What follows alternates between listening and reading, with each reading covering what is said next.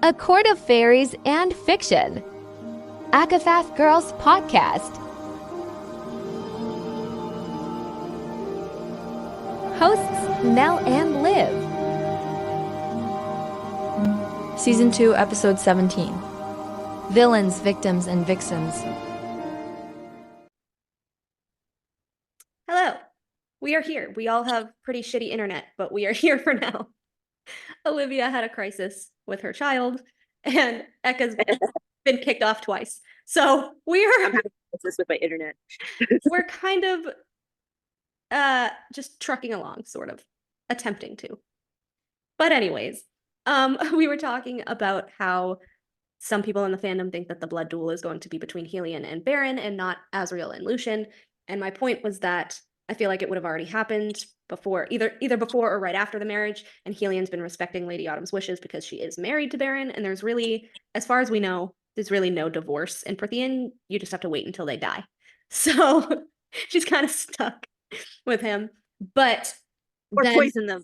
yeah, I wish she would have, but I don't think that Helion would do the blood duel because honestly, he just wants the least amount of issues for her.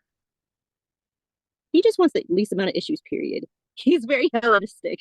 And I love that about him. It's so weird though, because like he acts so chaotic, but he's really not. He's really not. It's a mask. Everyone has their... Oh yeah. Which we pointed out before, him and Lucien have the exact same mask. Oh yeah. You know, the jokes and the rakishness and The sunshine, the snake. to cover up their sadness. Sadness. Well, at least they don't day drink. True. Somebody... They're not more in Cassian. I wanted to go back to something that I mentioned in like a really early episode of season 2. And was it episode 7? It might have been episode 7 because that's what it says in my notes here. But me and Olivia couldn't figure this out, and maybe you have thoughts because it still confuses me to this day. The Fae in Crescent City, as we know, they came, well, the Shifters were from the Tog world, and the High Fae were from the Prithian world. Right. My question is, if Rune is High Fae, just like Bryce is. He's full Fae. His mom is Fae, his dad is Fae, he's Fae. We think that he's Rhys's nephew, right? The thing is, the Fae in Crescent City can lose a limb and it grows back. Remember his hand grew back? Yeah, baby hands, Deadpool Baby hand. Yeah. So, but here's the thing. Crescent City was the weaker planet in magic because not only because of the Asteri feeding off of them, but because of the parasite. So if they can regrow limbs with stunted magic, how come Prithian can't? Like, how come Lucien couldn't grow back his eye? I just think of Tyrion. But still, like... But like Prithian is supposed to have like the raw magic. It's free flowing. It's not really inhibited. I mean, we know that Vesperis was there now, but now she's gone. So like, how come Prithian can't regrow limbs and Crescent City Fae can? I mean, unless it has something to do with magic and gravity, or it could be as simple as Sarah forgot.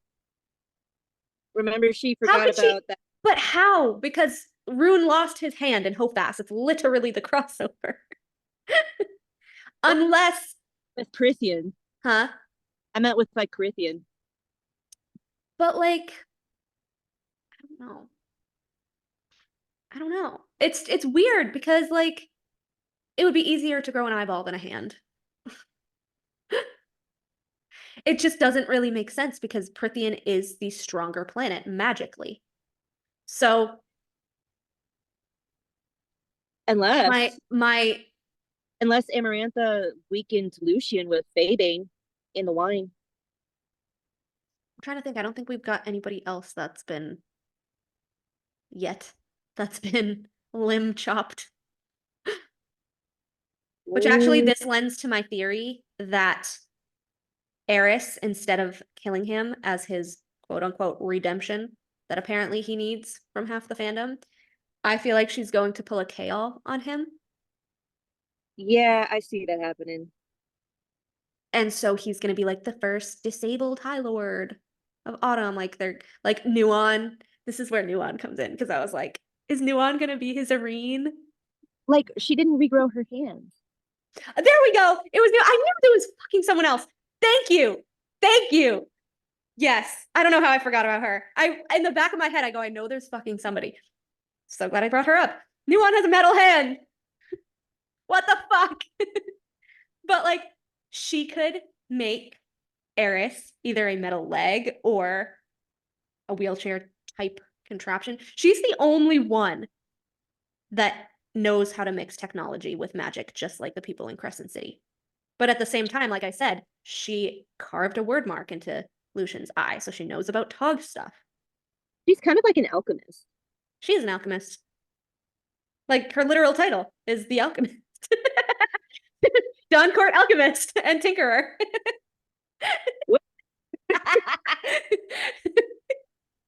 Becca's playing class. Whoops. Hey, I'm the one that forgot about her hand, and I'm obsessed with her, so we're just not doing great tonight. It's great. But my fear about the whole limb thing is that, just like how Amarantha used a sort of rendition of the parasite to take the High Lord's magic, I feel like there might be a rendition of the parasite, like, in general, in Prythian. Like how the Asteri put it into the water in Crescent City. I feel like they did that with Prythian, but it just affects them differently because of their magic. Their magic works differently because it's more raw. So that's what the blight was?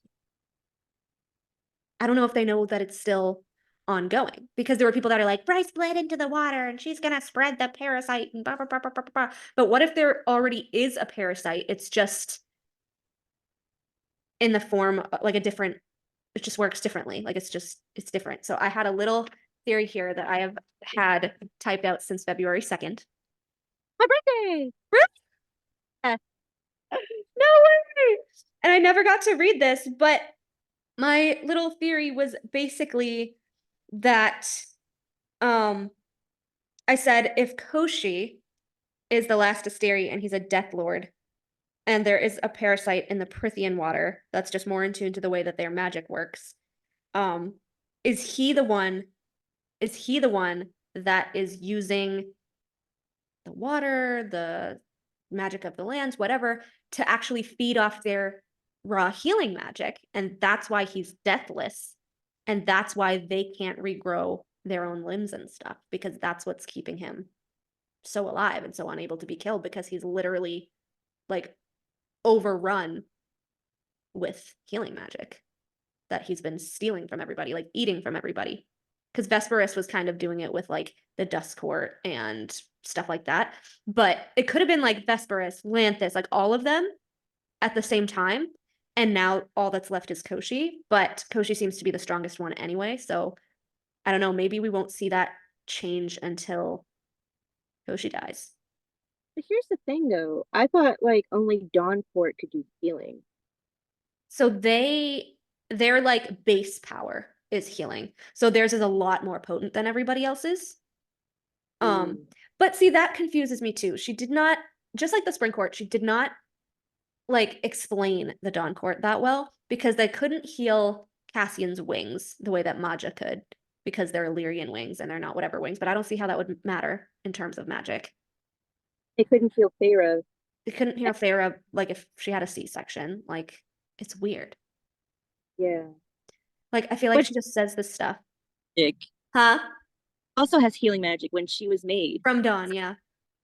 So like that's what confuses me. Like Sarah didn't go with that avenue. It's just like there was so much been done and she has resources. Like they're magic. Yeah. But then there's the thing, Lucien has healing magic. So if he had his healing magic, even against my theory, if he had his healing magic, you would think he would be able to grow back his eye. Yeah. It's like, so like I cannot tell if these are just plot holes or threads that she couldn't close, or if it's a purposeful thing that she's leading us into that has to do with the crossover and the Koshi War. You know, at times I don't know. I really don't. Oh, I said also, if he's taking their healing magic, does it prevent them from completely healing themselves so that more of them will die? I don't know. What if the source of the main parasite is Koshi? As a follow-up, what if him being deathless has nothing to do with him splitting up his soul and everything with him to do with stealing on the healing magic? That's what I said. What if the only people who retained their healing magic are the people whose base power is healing, like the Dawn Court, and people who have sparks of Starborn? Ah, see, I was so smart that day that I wrote that. Because, true, Feyre Starborn, Helion Starborn, Lucien Starborn. We don't know if Lady Autumn can heal. And Tamlin can heal. Duh. Like, why didn't Rhys go to Tamlin? That's another plot hole that pisses me the fuck off, which I have Like, to say. He Rhys, asked this so many times, like, why not ask for him to not be such like a nincompoop? I don't know. But see, that's a plot hole that I fucking hate. Rhys can heal under the mountain. Apparently he heals her arm, right? Yeah. But then he has never seen healing again. Ever. No. When Cassian's wings get shredded during the cauldron scene, and when Azriel gets shot with Bloodbane, when they winnow back to the house, Moore's hands are on Azriel trying to heal him, and Amren's hands are on Cassian trying to heal him, which is another thing. Amren can somehow heal. I feel like she needs like a story Bible. She claims she has one, but I don't think she follows it. But here's the thing. So Amren, if we're thinking that she's Asteri or a branch of the Asteri, it would also go with our theory that the Starborn are, you know, a branch of Asteri magic, because if she can heal. That's the only scene that Amren heals too. We have one scene of Rhys healing, one scene of Amren healing, one scene of Lucien healing, one scene of Tamlin healing. Like everybody can heal, and the moment that Feyre was made, nobody can heal again. So maybe Feyre is the parasite. Well, Feyre is all the cause of everyone's problem, but that's But no, but I still think Tamlin healed Briar. Oh, I know that there's yeah. really no proof, but I still think he healed Briar. But like when Feyre was made, everybody just suddenly couldn't heal anymore. Like it was weird. We never knew that Moore and Amren could heal. All of a sudden, Rhys couldn't and they could. Yeah, like it's weird. So weird. Like Sarah, seriously, girlfriend, what's going on? I mean, again, Moore is part Starborn. But why? Like, what the fuck is Amren? It still bothers me. Can you just tell us what she is? Because I'm not believing that biblical angel bullshit that you spewed after Akawar. I'm just not. That was pre-crossover. And then you described her powers like Maeve, so I do not believe that shit anymore. But yeah, I think like the healing is actually like a Starborn power. But I think it was a Dawn Court power, and I think it was a Starborn power. And I think people kind of see them as interchangeable, which I don't think their healing comes from the same place. I do think the Dawn Courts comes from like the magic of their lands, and the Starborns comes from the Starborn magic in their blood. That makes sense. Because Feyre does also say like, oh, the Vixen, the High Lord of the Dawn Court, shone brightest of all of the High Lords. And like, right. How do you know? Because Tamlin's wearing his fucking glamour 24/7. And you saw him without it on. She was like, he was bursting with sunlight. Like, what? She just does not make any sense. It just gets so confusing to try to put it all together. And then this theory gets a little more unhinged than I wrote. I love it. I love it for the unhinged. It goes into like Rhys. So I said again, there was the whole theory that people have online that, oh, Bryce bled into the water, so she's gonna give them the parasite and all of that. Oh my god. I said, what if Sarah plays this the exact opposite of what the fandom thinks, and it's not actually that her bleeding into the water gave them the parasite, but what if her Starborn magic going into the water cleared up the parasite, and then everyone can somehow grow their limbs back? Can you imagine like Lucien just wakes up and his golden eyeball is being pushed out of his skull because his actual eyeball is growing back? Oh man, that gives me a headache thinking about I know. I said, I was thinking, do we ever see Rhys drink something on page? Because I don't think we do. Does he drink something on page? He mentions Moore and Cassian No. taking his wine and Moore drinking his expensive wine and them going through his collection. But does he ever actually drink something on page? Yeah, in Akamath, Does he drink it though, or does he just say he has it? he drinks it because that's when he's day drinking. Farah is like, Oh, I never knew Illyrians were such morose drunks. and he's How just the like, fuck do oh, you know the word morose? right, like you can't read. You did not learn an entire fucking dictionary, bitch. There is no goddamn way you would know the word morose or how to use it in a sentence. Like, so many plot holes. Sarah. Oh yeah, I said, why is he so afraid of Lucien and Nesta? Nesta has power straight from the cauldron. I'm assuming it burns through whatever parasite goes in her system based on how she is and how different she is. And maybe Lucien, because Lucien's retained his healing magic, Undead Mountain. But also, Lucien being Helian's son can spell cleave. So there's another thing. If he is a spell cleaver and he has the healing, then it really can't have to do with the spell or healing magic, because then again, he would have his fucking eye. Sarah, why are you giving Rune baby hands and you cannot give Foxboy his russet eye? Right. That was a very traumatic thing for Lucien. It would. Like, knows can you imagine when they find out that fucking Rune could grow back his hand? Nuon is gonna be like, bitch, what? Lucian's gonna be like, you owe me an eyeball. Jurian will leave the Jurian would be like, it was painful growing my body back, and I needed the help of a fucking Asteri to do it, okay? It took weeks for me to recover. Poor But Jurian. see, but that's Yeah. another thing. That's another thing. We don't actually have proof that he was thrown in the cauldron to be remade. I mean, you can say that he was thrown in the cauldron to be remade because we think that he has the power to sense the riches and power or whatever. But the only thing that was said was like, oh, like he had to physically grow back his body in the cauldron or whatever. But then we have Hybern being like, it took him weeks to recover. And as I pointed out before, like, yes, I know it's different because like Nesta, Elaine, Farah already had their bodies, but I feel like if you're taking a dunk in the cauldron, like it kind of patches you all up while you're in there. Yeah, one would think, right? Unless like what I said before, he just like had to learn how to walk and talk again. Like a I mean, baby. Erin didn't even have a physical body when she went back in. She didn't even have a physical body. She was when all she came out. Yeah. I don't know. Is it different because Jurian literally didn't have a body for like 500 years though? like, is it on a molecular level that the cauldron works? Like, what kind of chemistry is going on here? Yeah. And why would the cauldron be more mad at Nesta than Jurian? Right. I just see like the cauldron being like, God damn it. First, I had to fight this bitch who was clawing at me for no fucking reason. And now I have to forge this man's body out of nothing all over again. This goddamn human that means nothing to me. I have to give him a physical body again. I just imagine the cauldron being like a sassy version of the littlest toaster.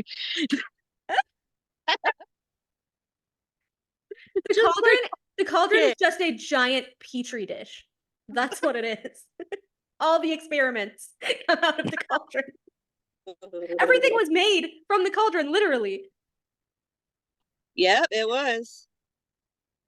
But I just cannot figure out that huge glaring plot hole. Like, there are a ton of plot holes, but most of them are kind of minor, and I guess you can explain them away in some sort of ways. But I cannot explain this one away. No. Unless she has something planned. But I can't even figure out what she would have planned about the whole growing back body parts thing. Like, I just keep thinking... Because I don't think the Tog people could grow back body parts either. Right? No, they couldn't. So why the fuck? Unless they pumped them so full of this parasite that it was like bioengineering them to never die. So like that they would be constantly food. I don't know. Ooh. Because if you Like, think about it, the more people that die, the less food source they have. So if they can regrow their limbs and like not bleed out and stuff, less of a chance that they lose their food source, technically. it would force some of the first wars, though. Or maybe when the precursors to the High Lords, that's when it happened. Maybe.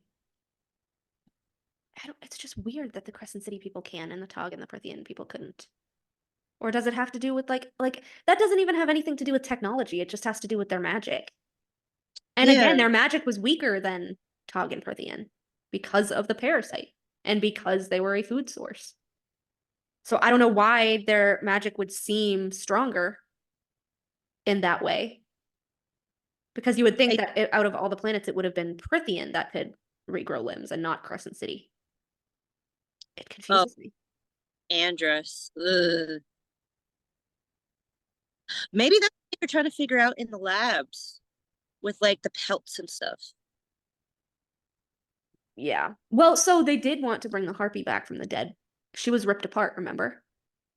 Yeah. They did bring her back, but she was like a creepy zombie type thing.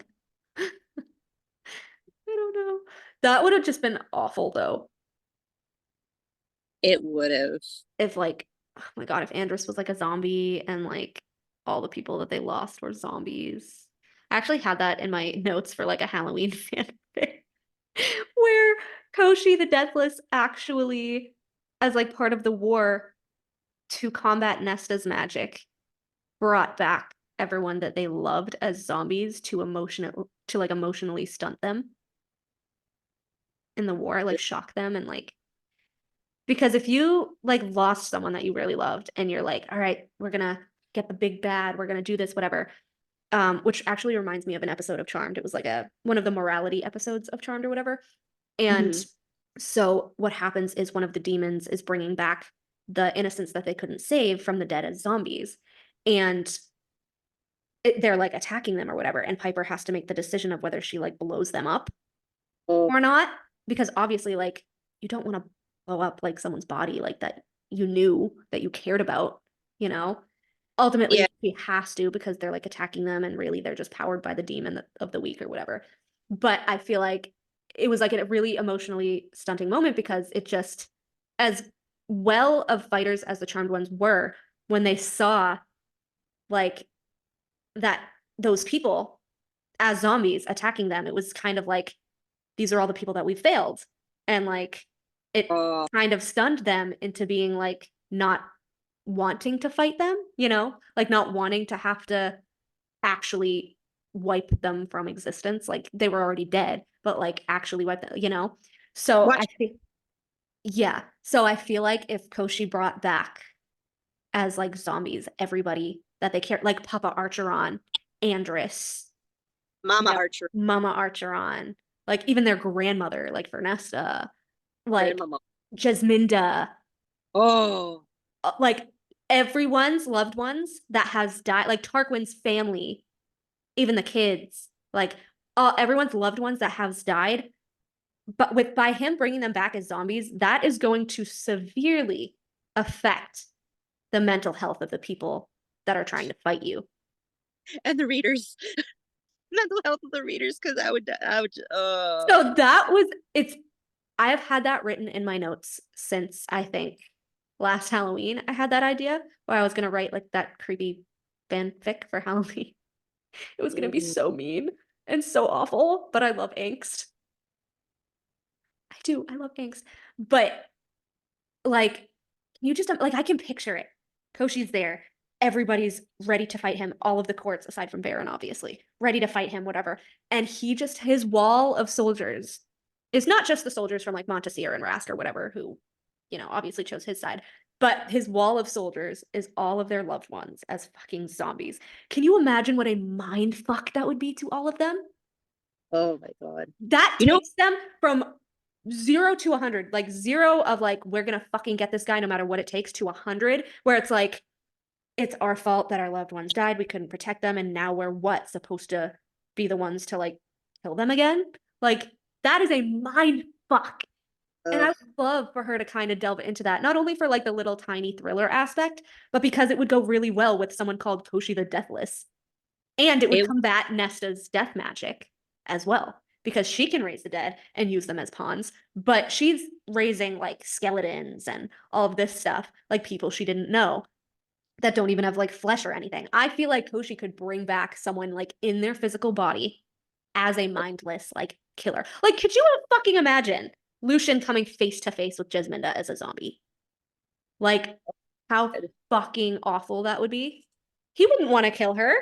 It doesn't matter if she's a mindless zombie and not actually her.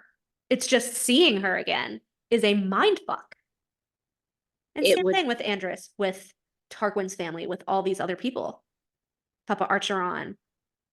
I don't know. I feel like that's like a really cool concept that I thought up, and I have it written down for after Illusion Week, because maybe I'll start writing that after I finish my Illusion Week fix. Not that I don't have like another 10 fix to update, but you know, I feel like that's a really interesting concept that nobody's thought of.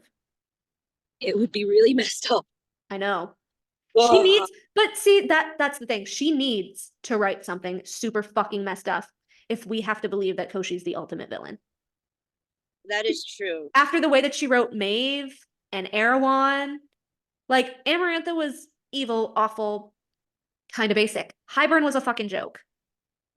He was a fucking joke. So she needs to write a good ass, creepy ass fucking villain. If she's gonna make Koshi the ultimate villain, she needs to make him the ultimate villain. She needs to write something with Koshi that's so disturbing that will let us know as readers, yes, this is what we've been waiting for. This is the ultimate villain of the series. That is true. Because there is no way that Hybern was anywhere close. He, to me, just reminded me of like a Valg lackey, like one of the Valgs that originally like attacked Aelin in the forest. Like awful, Right. difficult to defeat, but ultimately kind of a tease, a joke. Yeah, like the way he killed people was just snapping their neck. Like Or using second light, like that was a cheat. He cheated. he did. It was just like, really? He powered up his commanders with second light, and they could just like run through people with their fucking swords and shit. And they used the cauldron too, which was another cheat. So He just she needs to convince me that Koshi's the ultimate villain. I need to be fully convinced. If we are to have him around for the next 3 or however many books as the ultimate villain, she has to write him as the ultimate villain and convince us throughout the next couple books before the war. If the war takes place a couple books from now, which I would assume, because there's going to have to be buildup of some sort, and like the Tamlin healing arc and all that shit, the Valkyries getting their shit together, all that stuff.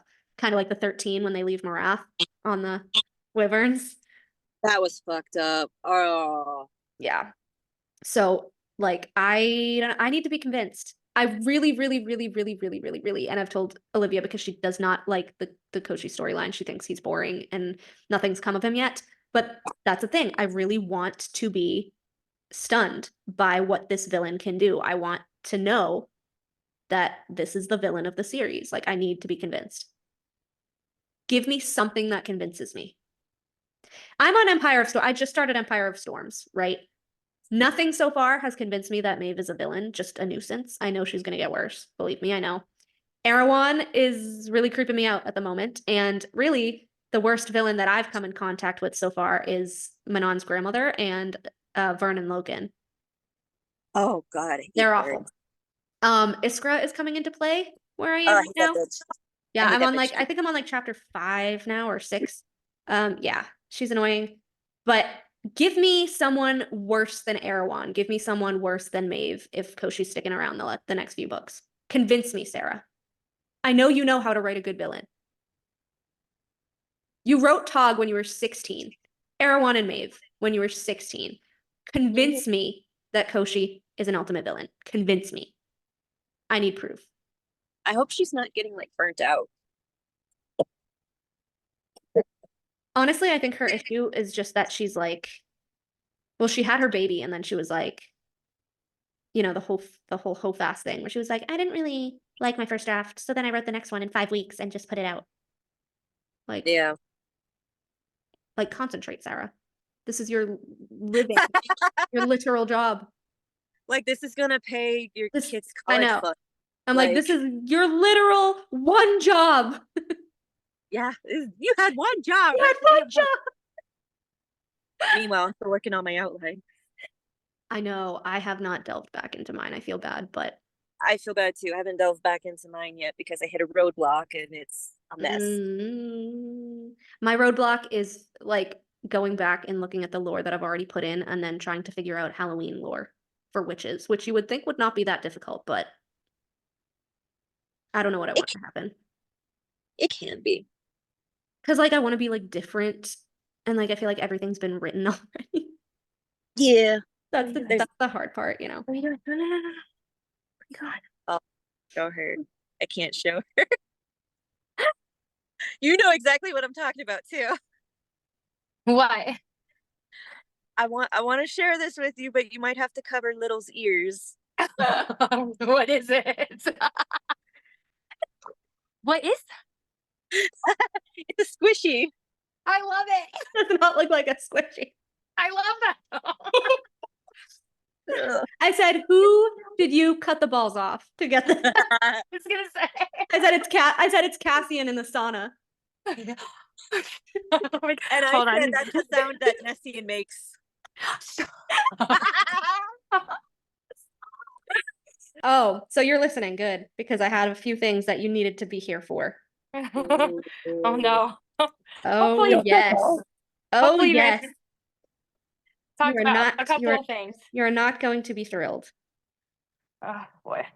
I found, What's wrong? and this is why I'm kind of glad that you're not on Instagram that often because I post all of this stuff Oh god. and I don't get to talk about it until like weeks later.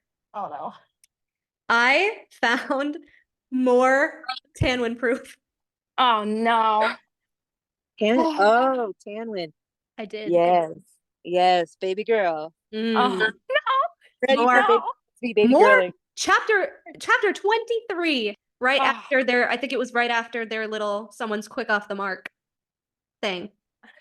Oh god. Let's hear it. Just do it. Destroy my heart. Just get it over with. It says, or yeah, I think it was after the quick off the mark thing, and then like when he returned the favor or whatever. Uh-huh. And then it says Cassian didn't regret what he'd done with her, not at all. And maybe it was the fact that it had been 2 years since he'd had any sort of sex, but he couldn't remember the last time he'd been so ridden by his own base need. Some small, quiet part of his brain whispered otherwise. He ignored it, had ignored it for a long time now.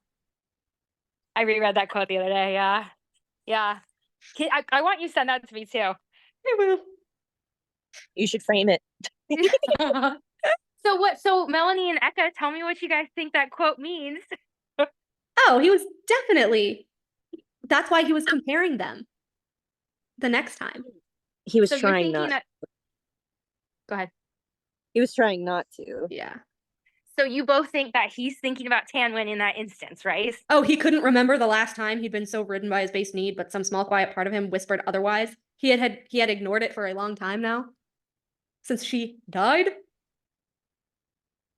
Mhm. Why would he even write that sentence in there? Can you guys just like why?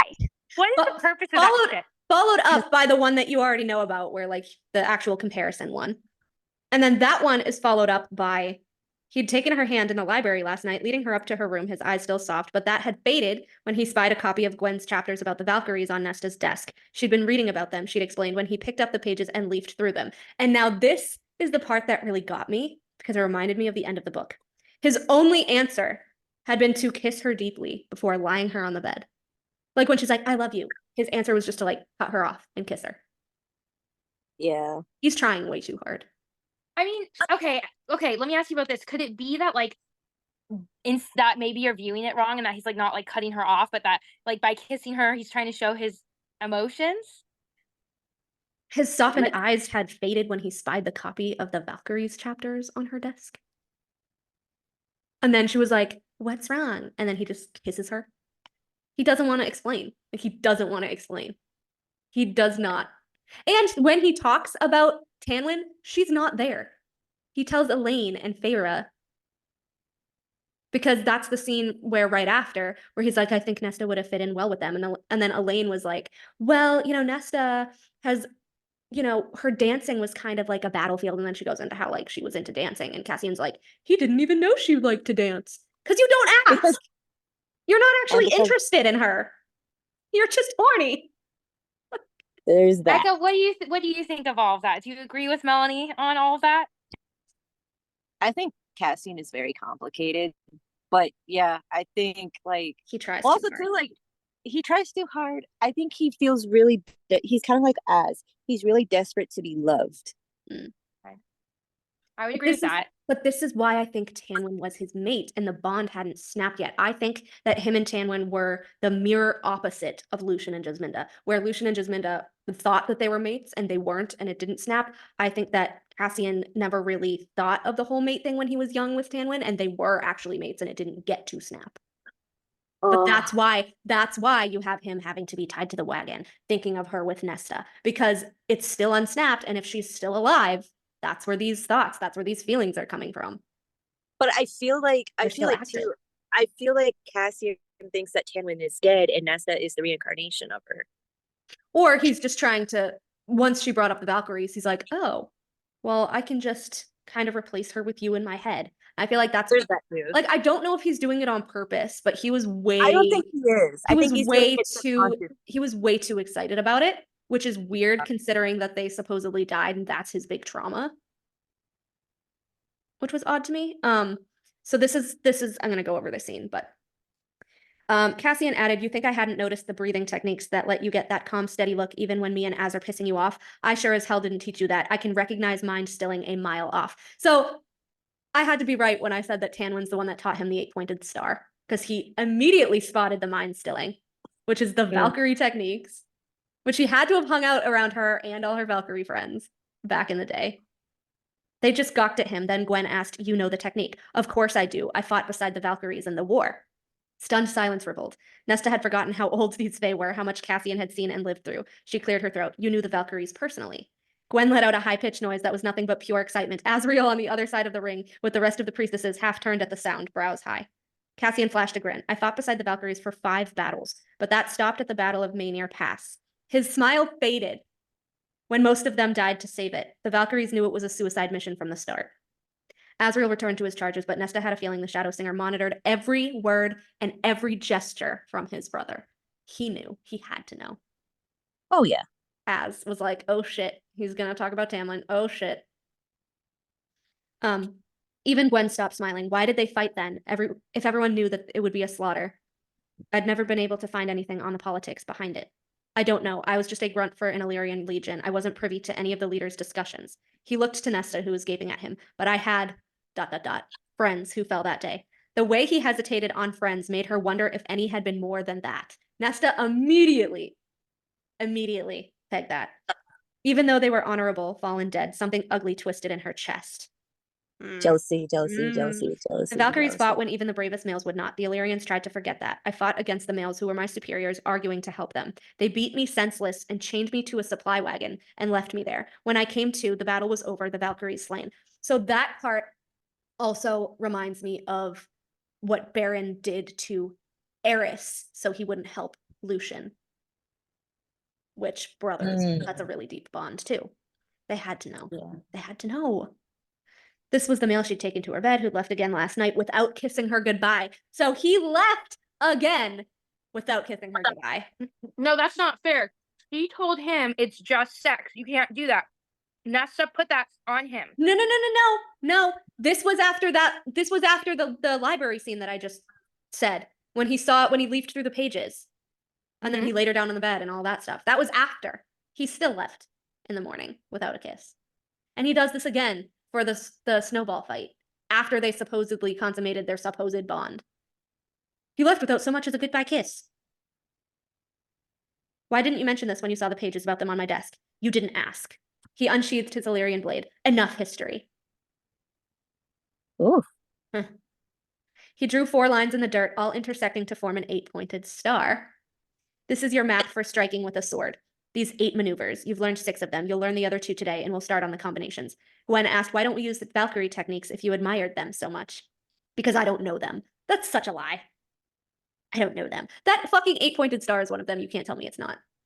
Nesta smirked. If we are to be Valkyries born again, maybe we should combine Illyrian and Valkyrie techniques. She'd meant it in jest, but the words rumbled through the space as if she'd spoken some great truth, something that made fate sit up. Now, this is the interesting part, too. Azrael turned to them fully this time, eyes narrowed, like those shadows had whispered something to him. A chill breathed down Nesta's spine. Cassian stared into their faces like he beheld something he hadn't seen there before. At last, he said thickly, "Today we'll learn Illyrian techniques." He nodded to Gwen. "Tomorrow, you bring me whatever information you have on the Valkyries' style." "It's an enormous amount," Gwen said. "Meryl is writing a book on it." Fucking Meryl! Again. "I could get you a copy of the current manuscript since it has most of the information in one place." Cassian seemed to gain control of whatever emotion had taken a hold of him and rubbed his jaw. Nesta's blood thrummed in response. Something new, he said, more to himself than to them. Something old becoming something new. This is the moment where he's like, I can replace her with her. Oh my God, that's absolutely not what's Said going more on. to himself than to them. Something new, something old becoming something new. Or the moment where he thinks that she's Tamlin. Yeah. Yeah. He Yeah. grinned again, and Nesta found her mouth twitching to answer with a grin of her own, especially as Cassian's eyes brightened. All right, ladies, first lesson about Valkyries. They don't whine about being sweaty. And Yes, they do. And then we go to the scene again where I said that they were telling Elaine. Valkyries, Farah asked truly. The only one who hadn't voted was Moore, who remained in Valahan, blah, blah, blah, blah, blah, blah, blah. Fuck you, Moore. We never heard of them in the human lands, Elaine said. She'd been as riveted as Farah to hear Cassian tell of it, first of Nesta and the others' interest, then of the brief history of the female fighters. They must have been fearsome creatures. Creatures. Elaine. Elaine. What? What? Some were as lovely as you, Elaine, Reese said, from the outside, but once they set foot into the arena of battle, they became as bloodthirsty as Amryn. Amryn lifted her glass in salute. I liked those females, never let a male boss them around, though I could have done without their foolish king. Who? He is as much to blame for their deaths as the Illyrians who walked away during that battle. Who the fuck was their king?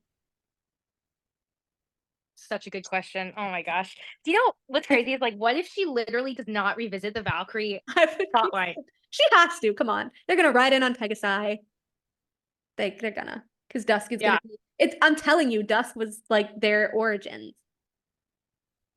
Oh boy. I can't argue with that, Cassian said. It had taken him a long, long time to get over that battle. You're not over it. He'd never been back to that pass in the Gallian Mountains, but rumor claimed its rocks remained barren, as if the earth still mourned the females who'd given their lives with no hesitation, who had laughed at death and embraced Just life. like the demon twins. And embraced life so fully. Yeah. No. His first lover beyond the Night Court's borders had been from the Valkyries' ranks, a bold-hearted female named Tamlin with a smile like a storm. She'd ridden into that battle at the head of the Valkyries and had never come out of the pass. Cassian added after a moment, Nesta would have fit in well with them. I always thought she was born on the wrong side of the wall, Elaine admitted. She made ballrooms into battlefields. That's where it kind of alludes to Nesta being the reincarnation of Tamlin. But also rode at the head of the Valkyries and never came out of the pass. It was not like he had to see their broken bodies, like never came out of the pass. And so then I did a whole chart because I had to do a whole chart. Okay, so it says, as I just said, he'd never been back to that pass in the Gallian Mountains. Rumor claimed its rocks remained barren. And then I pulled up quotes from CC3. So I said, this is Selene explaining that the earth on the Dusk Island went barren because of the evil she put there to conceal Vesperus. So it says, one after another, I hunted the monsters, the remaining pets of the Daglin, until many of the lowest rooms were filled with them, until my once beautiful home became a prison, until even the land was so disgusted by the evil I'd gathered here that the islands shriveled and the earth became barren. And then later on it says, when my first son was born, when the babe screamed and the sound was full of night, I brought him to the prison and keyed the wards to his blood. No one knew that the infant who sometimes glowed with starlight had inherited it from me, that it was the light of the evening star, the dusk star. And this island that had become barren and empty, this too was his. There, mark my fucking words, there is a fucking Asteri under Ramiel just feeding off the Valkyries' magic. They're there. I feel like they did a 180, and instead of the Fae being the ones to trap the Daglin, they took retribution and they trapped the Valkyries.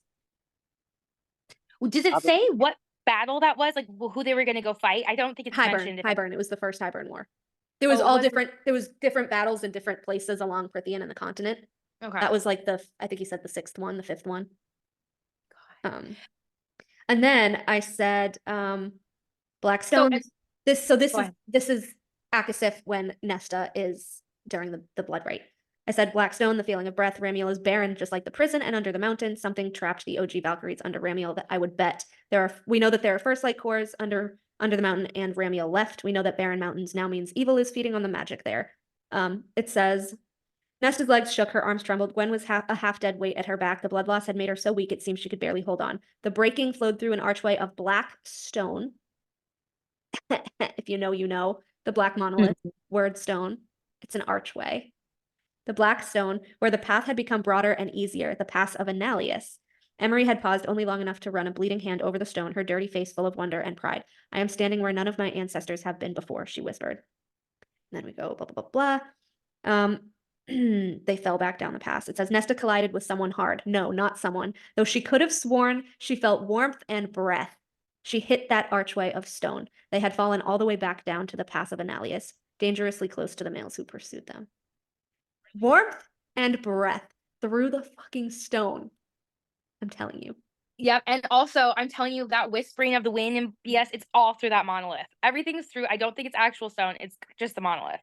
But Elaine saying, "Oh, they were fearsome creatures." Like, is that who Elaine is hearing through the stone? Is it the Valkyries? You brought up something in the chat earlier, Eka, that I didn't even put together. When we were like, "Oh, she's talking about Lauren. She's talking about Lauren." When she said, "Everyone thinks she's dead. I can hear her crying." What if she's talking about fucking Tanwyn? She said, Yeah. "What if it's Tanwyn?" I go, "Oh shit, that makes so much sense." Damn, dude. I mean, that could work too. And then, but then you have Eris, motherfucking Vencera. This one, the mountain called the prison, and the one the Illyrian brutes call Ramiel, all bald, barren mountains at odds with those around them. What the fuck, Eris? At odds with those around them? Fuck! Yeah, he knows. He knows. So there's another Asteri under that mountain, or what? What? Like they're trapped in the monolith, or I don't know. Because the whole thing was basically that Vesperus was like teasing them, right? Where she was like, "I drank from the lands drank from me. Like, you guys have no idea what those things can do." And she basically told them, like, there's first light cores under all 3 of these mountains. Like, she did her little villain monologue before she was killed. And so, like, if she was protecting this first light core, we can assume that there's one protecting the one under Ramiel, perhaps also who trapped the Valkyries, and something under the mountain and those catacombs with that first light core if it was never discovered, which I don't think it was. So there's that. But also the whole Asteri trapping the Valkyrie thing. Eka, do you remember the story that Ansel tells Selena in Assassin's Blade? Vaguely. Do you remember the story she tells Selena in Assassin's Blade? Where go ahead. Her and her friend were kind of just traipsing around the mountains, and some evil witch caught her friend and ate her. Does that not sound familiar? Under a mountain? Under a mountain? Are you talking about the Weaver? Are you saying that sounds like the Weaver? It could be the Weaver, it could be Vesperus, it could be whoever's under Ramiel. Could be Amarantha. Maybe. It reminded me of like someone who would take the Valkyries captive. I don't know if they're taking like a little girl, and then I don't know, because they would eat children, but the Valkyries weren't children. Who would eat children? The witches? No, the Asteri. But the Asteri kind of created witches. I think, like, Ansel was a little kid, so she probably didn't know the difference between an Asteri/Valg and a witch. So she was like, "Oh, it's a witch." But I bet you it was an Asteri if it was eating children. Wait, when do we see the Asteri eating children again? We have it's in Akatar, the first book, right? No, it's Akawar, Branna, and Dagden eat the children of the blessed. And then it's in Akasif when Gwen says that the Highburn soldiers wanted the girls, the children. and it's in Crescent City 2 when they're looking at when she's looking at the boards of the planets, and it says children were ideal for consumption. Oh, that's right. That's where Yeah. it was. Okay, So, okay. ideal food, the children on this planet or whatever. Yeah. So Oh my there's a god. pattern of the Asteri, eating children, or specifically like females, really. But so Well, I know Winter Court children were all killed, so they were probably and Amarantha with the Winter Court children. Yeah. So what would they need the Valkyries for? It was very interesting that I didn't catch that Elaine called them fearsome creatures. So does that mean they're able to actively kind of not fight off, but sustain themselves while trapped under there with an Asteri? I don't know.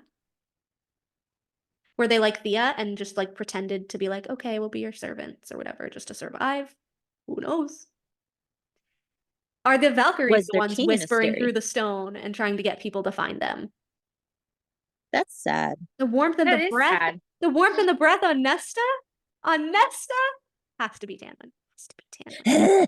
Has to be. She's like, girl. I could just see like her like spirit like through the thing being like, save us. Anyway. And then I said I really liked this parallel, which I don't remember if I don't think. Yeah, I don't think I did. Fucking my ex-boyfriend. Yeah, I know. exactly. I know. So this is in Akasif when they're trying to get Nesta to scry. Nesta said the trove and what happened last time I scried. Farah said, we won't allow any harm to come to Elaine. Reese warded her this morning and we have eyes on her at all times. Eyes can be blinded, Nesta said. Not the ones under my command, Azriel said with soft menace. Then we have Adis. She wouldn't tell me where they moved Thea's power, but I know she left it accessible for the future scion who might emerge, bearing Helena's own third of Thea's light. This person who could somehow, against all odds, unite pieces of Thea's power and then take the two blades, which was Bryce. What blinds an oracle? Bryce whispered. Thea's star, Adis said softly. I told you, the oracle did not see that day, but I did. So the way that they are talking about Elaine and Nesta is like, eyes can be blinded. And the oracle was blinded by Thea's starlight. What are you trying to say here, Melody? Nesta is the queen of dusk, and Elaine is gonna figure it out, I think. Or Elaine is gonna be somehow blinded when Nesta's, I don't know, around. Is that the thing? Is her powers blinded by Nesta, but kind of clear with Lucien? Because she always has a premonition when she's around Lucien. Oh. But I feel She like does. Nesta's never there when, well, actually, Nesta was there when she had one of them, maybe? I don't know. But that was just funny to me. Eyes can be blinded, Nesta said. What blinds an oracle, Bryce whispered. And they're talking about Elaine. Elaine's a fucking oracle. Elaine's a oracle. But then, legit. But like the other layer to that is Azriel's fucking response. It was like, not the ones under my command. What? What? Because your spies are shadows, not oracles? Like, I don't understand that. And then I said, here's the Bryce and Nesta dusk connection, heir apparent and successor. So I have Nesta's, the whole, when she found the harp and everything. It says it was a golden sun. The harp lay at the center of the system. And I make fun of Cassian for this all the time. This is the Night Court, Cassian said dryly. But it felt different from Night Court magic somehow. It's on a fucking sun, Cassian. You're gonna look at the sun and be like, it's the Night Court. Fucking idiot. It felt like the Night Court, okay? He felt it. No, because he says it felt different from the Night Court magic somehow. Nesta paused before the harp, the wards pressing into her skin as she surveyed its golden frame and silver strings. The harp sat atop a large rendering of an 8-pointed star. Its cardinal point stretched longer than the other 4, with the harp situated directly in the heart of the star. Heart of the star. The hair on the back of her neck stood. She could have sworn the blood in her body reversed course. She had the creeping feeling she'd been brought here, not by the cauldron or the mother or the harp, by something vaster, something that stretched into the stars carved all around them. Is that her prophecy with Cormac? Or is it just the beginning of Twilight of the Gods here? Here we have what seems to be like divine intervention. Like Deanna's, whatever. Yes, that's what's going to happen. Its cool light hands guided her wrists as she picked up the harp. Wouldn't that be the mother, though? No, I don't think so. Not necessarily. Her fingers brushed the icy metal. The harp hummed against her skin as if it still held its final note from the last time it had been used. And then she's thrown into the hole the Fae screamed against the rock and blah, blah, blah, blah. Mhm. She had the sensation of falling, tumbling through air and stars and time. Time. Time. And then, yeah, the heart. Eons and stars and darkness plunged around her. Like it was stamped on her very heart. Oh, here we go. The Cormac theory that just won't die. No, it will not die. It will not die because that was his fucking prophecy. Oh my god. How many? I swear to God, I need the next book right now because if I have to hear it one more time, I swear to God. Oh my god. Oh. I'm telling you, that's the prophecy, king and queen. No, it doesn't make sense that I'm telling you that she's gonna elevate Nesta above Phazan's. You know what I mean? Oh, she is. No, She she's already not. was. He was afraid of her during that nightmare. No, oh my goodness. No, she's not more powerful than the most powerful High Lord. Don't kid yourself. Melanie, literally she's not. She's straight from the cauldron with the power of a god. We don't even know what Reese is. We have no idea. And nothing is Valve confirmed. Prince. Pretty much. Nothing's confirmed. But also He was still afraid of her during that nightmare. It said that he was shaking. He had to sit down. He was afraid. Yeah. Yeah. He was. I agree with that. Pure Also death. so we talk about I want to come back to it. Yeah. I want to keep talking about this, but I want to come back to Celine and her son in a minute. But go on. That was really it. And then I just had, the screenshots of all the messages I've received this week that you never believed me about. You know what? I read them. It's not that I don't necessarily. I mean, I do believe you, but I don't at the same time. I don't know. And then I read it, and it just makes me more angry because what these people are doing is it's like I think that they just watch your reels, and then they're like, everyone becomes convinced of it. Oh, that's what I wanted to do. But first of all, Starborn Gina, she's funny. She's on TikTok. She put, "Gods, I love your theories." She said, "I read them all. Had to pause my book to do so." I love it. And then what was the other one that I had? It was fucking hilarious. I sent it to you guys, and hold on. Where is it? Fuck. Hold on. Oh yeah. Love all of this. Loving your fanfic. And then I said, "Aw, thanks." Like she was talking about my fanfic. She was like, "Love your fanfic on AO3." I said, "Aw, thanks," with the little, heart hands.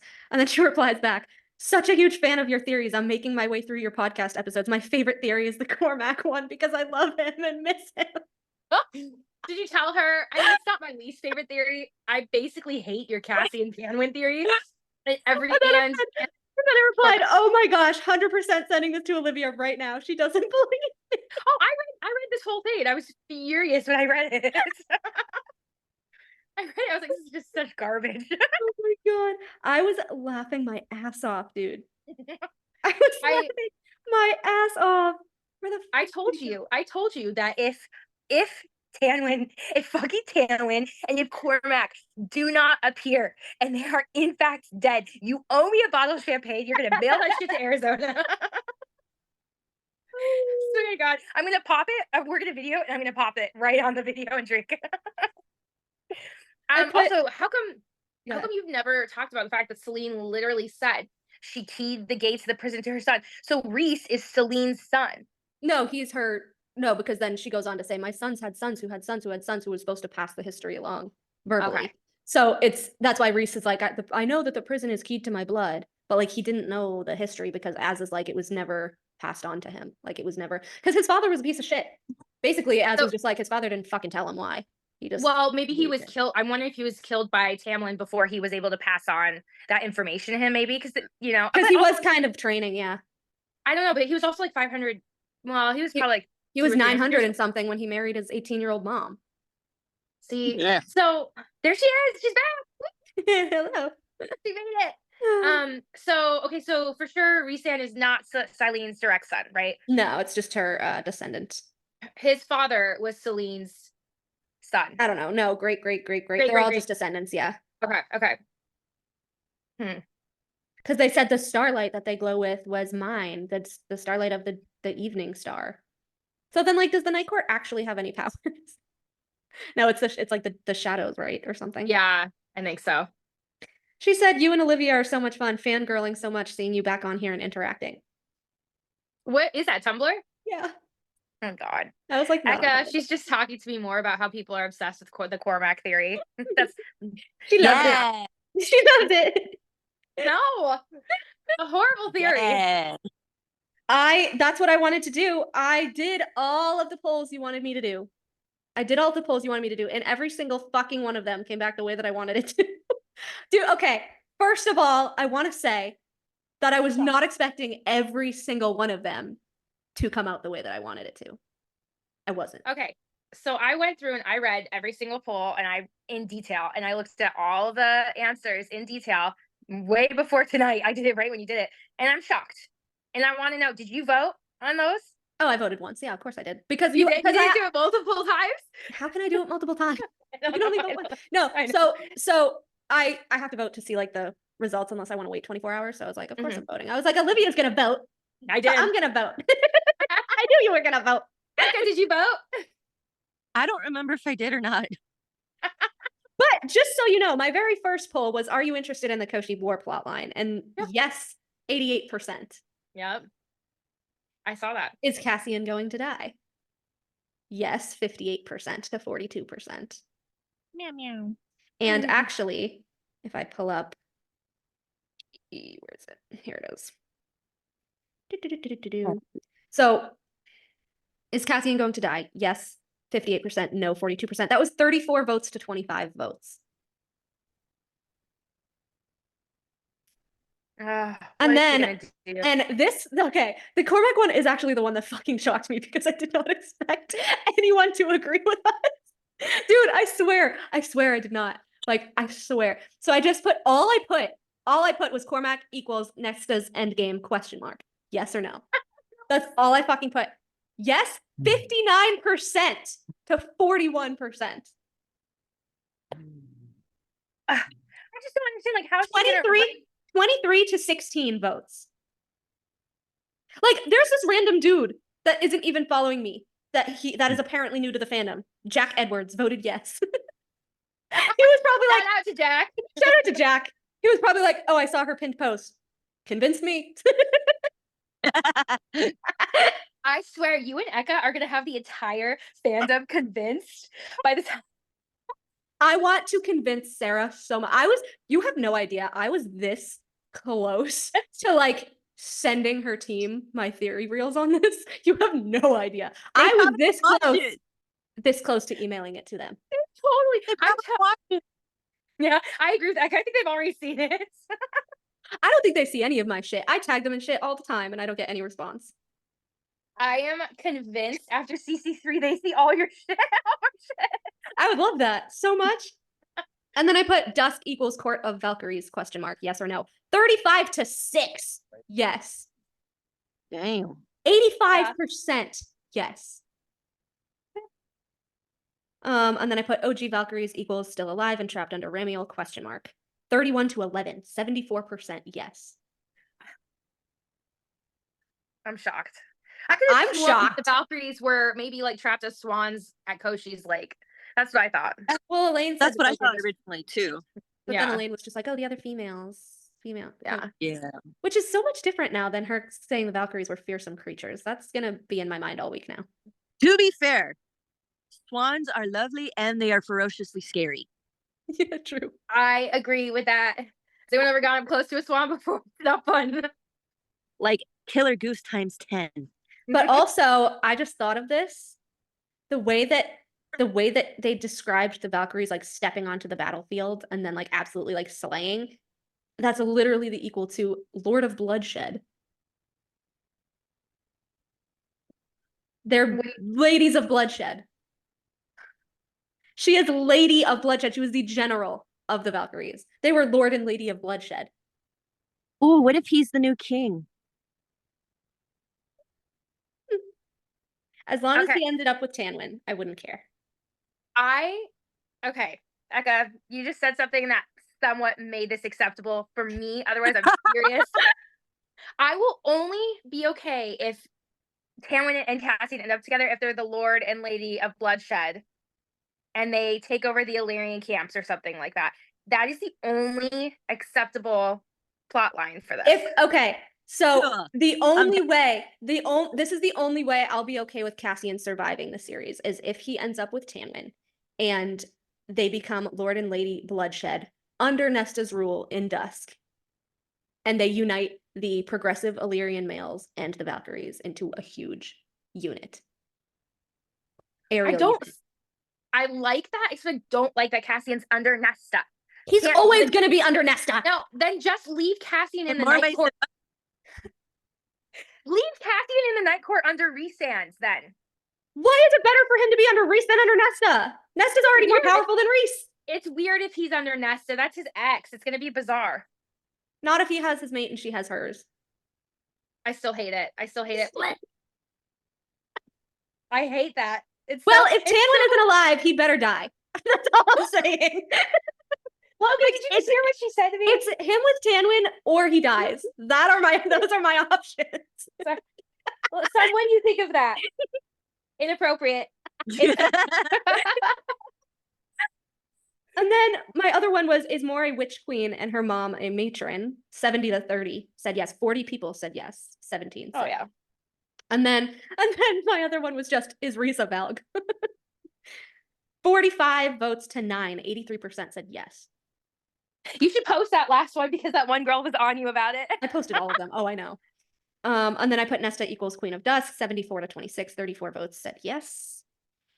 And then is Rhys's sister Lauren, Tamlin's former lover, 81 to 19, 38 to 9 said yes. I'm getting people on board on all this shit. On board. Every single one. I was thrilled. I was so happy. Oh, I wanted to tell you. I talked to Colin. He said that he would love to be on the podcast. Did you hear the Colin thing? Bring him on. Bring him on. I told you, we have to set aside like one or 2 days, preferably one, a month where we can do like 2 different interviews, like one person for 2 hours and the other person, like just like 4 straight hours. 2 hours of one person, 2 hours of the other person. And then even if we had to split it up into 2 different like bonus episodes, like interview with this person, like we could do that. I'm super excited to have the Cassian dude on. I'm like so excited for the cosplayer. Ooh, I want to know how he makes his shit because it's amazing. We got to watch it. We got to ask him about it. We have to come up with questions. Like I'm such like a spitballer. I'm so bad at like thinking of questions. My mind goes blank. I know. I'm just gonna be like, oh my god, there's someone actually important on the podcast. Meanwhile, he's like, I really want your opinion on how I made the Cassian thing. And I was like, what? I'm important. Why do you want my opinion? Oh my god. You guys, that's because you two have come up with probably the biggest theories that are circulating on the internet right now. Unprompted, by the way. His first message was like, yeah, Cassian's definitely gonna die. They're definitely not mates.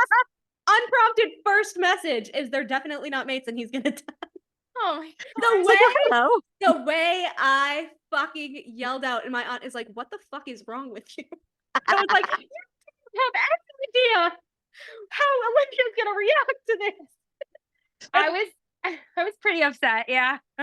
I think I was upset when I got off from you guys the other night. I was like, I gotta go. I can't even talk about this. I need to say this quote because I've never said this quote. It goes back to Tog. So the whole conversation about the Valg and the Asteri. Are they the same? Are they not the same? And how I've been trying to convince people that they're the same. I know why Polaris's blood was red. I know why her blood was red. And I'm going to read you this quote if I can find it. Hold on. I just had it. Fuck. Hold on. I just had it. Okay, here it is. This was on the wiki and they actually had I think they had the chapter, but I cropped it for Instagram. So my bad. I don't have the chapter right now. It's in Kingdom of Ash. It says, because Maeve is Valg, her blood is black. It is revealed in Kingdom of Ash that she has black blood, and she uses her mind manipulation abilities to make her blood taste, look, and smell normal. Thank you. So does Rhysand.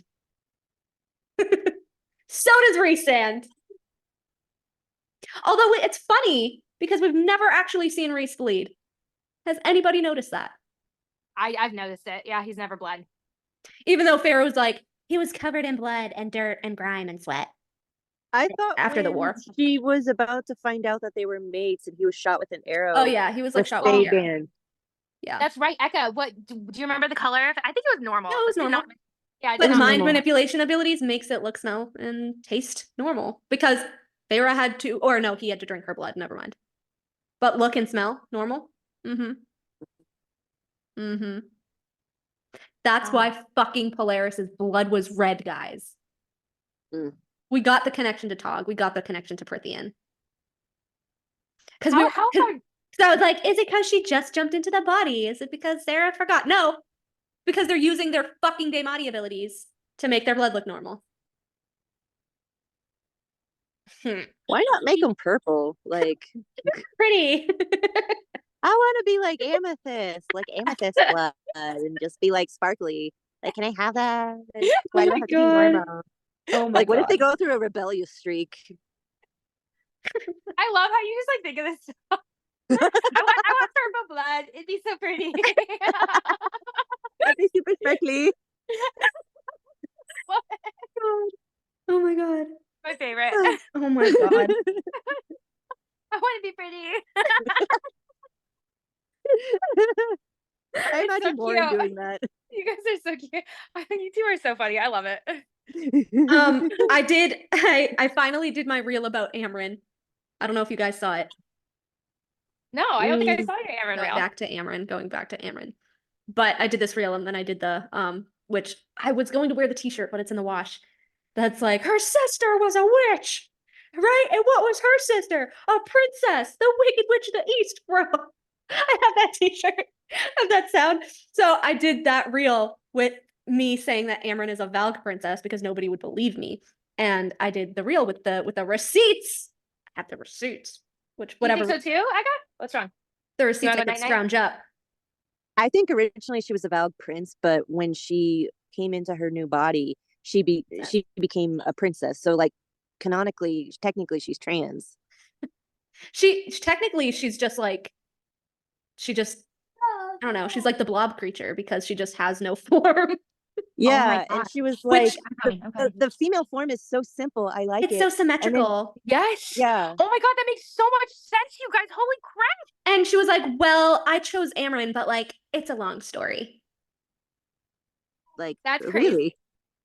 We have What's all that? of eternity, Amryn. I know. Can you imagine if Amryn was one of the Valg kings? Not Orcus, Oh. but like Mantix. You want to go upstairs? Okay. That Oh would my be gosh. crazy. You guys are gonna hate me. I gotta put him to bed. He's like asking to go now. Oh God. Oh. I'm sorry. I like tried to. It's been a bad night. It's always a bad night, but yeah. You want to go night? Yeah. Aww. You say hi. Hi.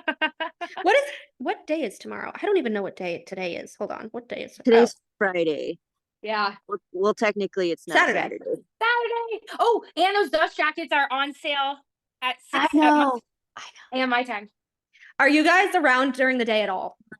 No, I have a board meeting. Yeah, I won't be either. Dang. I'm so sorry. Hold on. I just wanted to finish the Amryn thing because I know that like you're not going to be around and you're busy. I know. Okay. I'm sorry. I'll just say it real quick. I don't have to Okay. quote the whole thing, but this was just after the whole fight at the Rainbow, and it said that she was half asleep on the couch, leaning against Azriel. He kept casting alarmed glances at her, even as his own wounds leaked a bit atop his scarred hands. His siphons were dull, muted, empty. And then Rhys says, during one of our brief breaks, he told me what Amryn had done on her side of the river. With her dark power, she spun illusions straight into the soldiers' mind. They believed they had fallen into the Sidra and were drowning. They believed they were flying 1,000 feet and had dived fast and swift for the city, only to find the street mere feet away in the crunch of their skulls. The crueler ones, the wickedest ones, she had unleashed their own nightmares upon them until they died from terror, their hearts giving out. Some had fallen into the river, drinking their own blood as they drowned. Some had disappeared wholly. So the nightmares and the illusions is Maeve in Kingdom of Ash. It's also Damati. Yeah.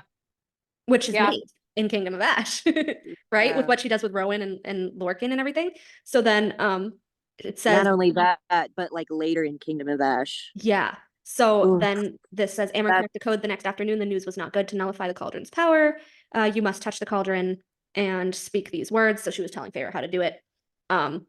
You know this for certain, Rhys said. He was still bleak-eyed from the attack, from healing and helping people all day. Amren hissed, I'm trying not to be insulted, Rhys and Moore elbowed her way between them, staring between the two assembled pieces of the Book of Breathings. What happens if we put them together? Do not put them together, Amren said. With each piece laid out, their voices blended and sang and hissed evil and good and madness, dark and light and chaos. You put the pieces together, and the blast of power will be felt in every corner and every hole in this earth. You won't just attract the King of Hybern. You'll draw enemies far older and more wretched, things that have long been asleep and should remain so. Oh, they did it, and they did it. She knew.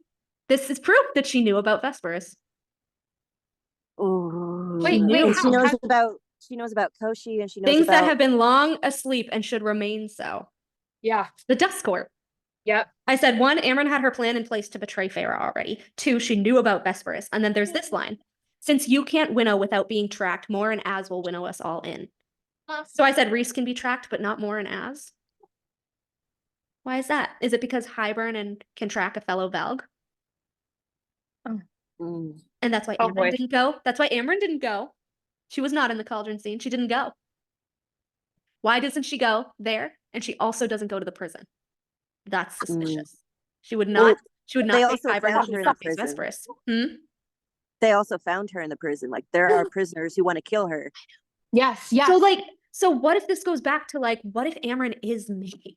Like, I don't I want to just thought that. like, but Maeve was like so twisted and evil, and like she didn't want to know what love was. She was just escaping Orcus.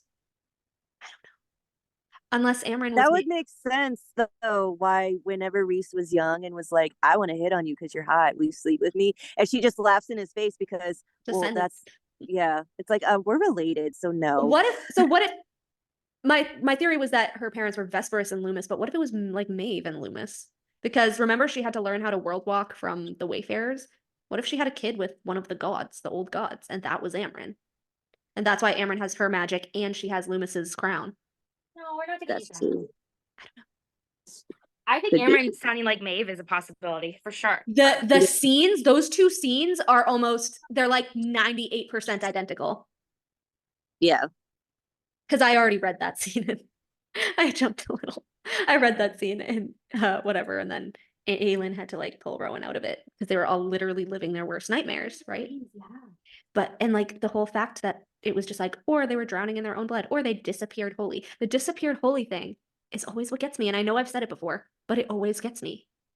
What does it mean? Can she toss somebody through a rift? Like, No, I want to know what he thought about at the log house. I know, what did they fight about?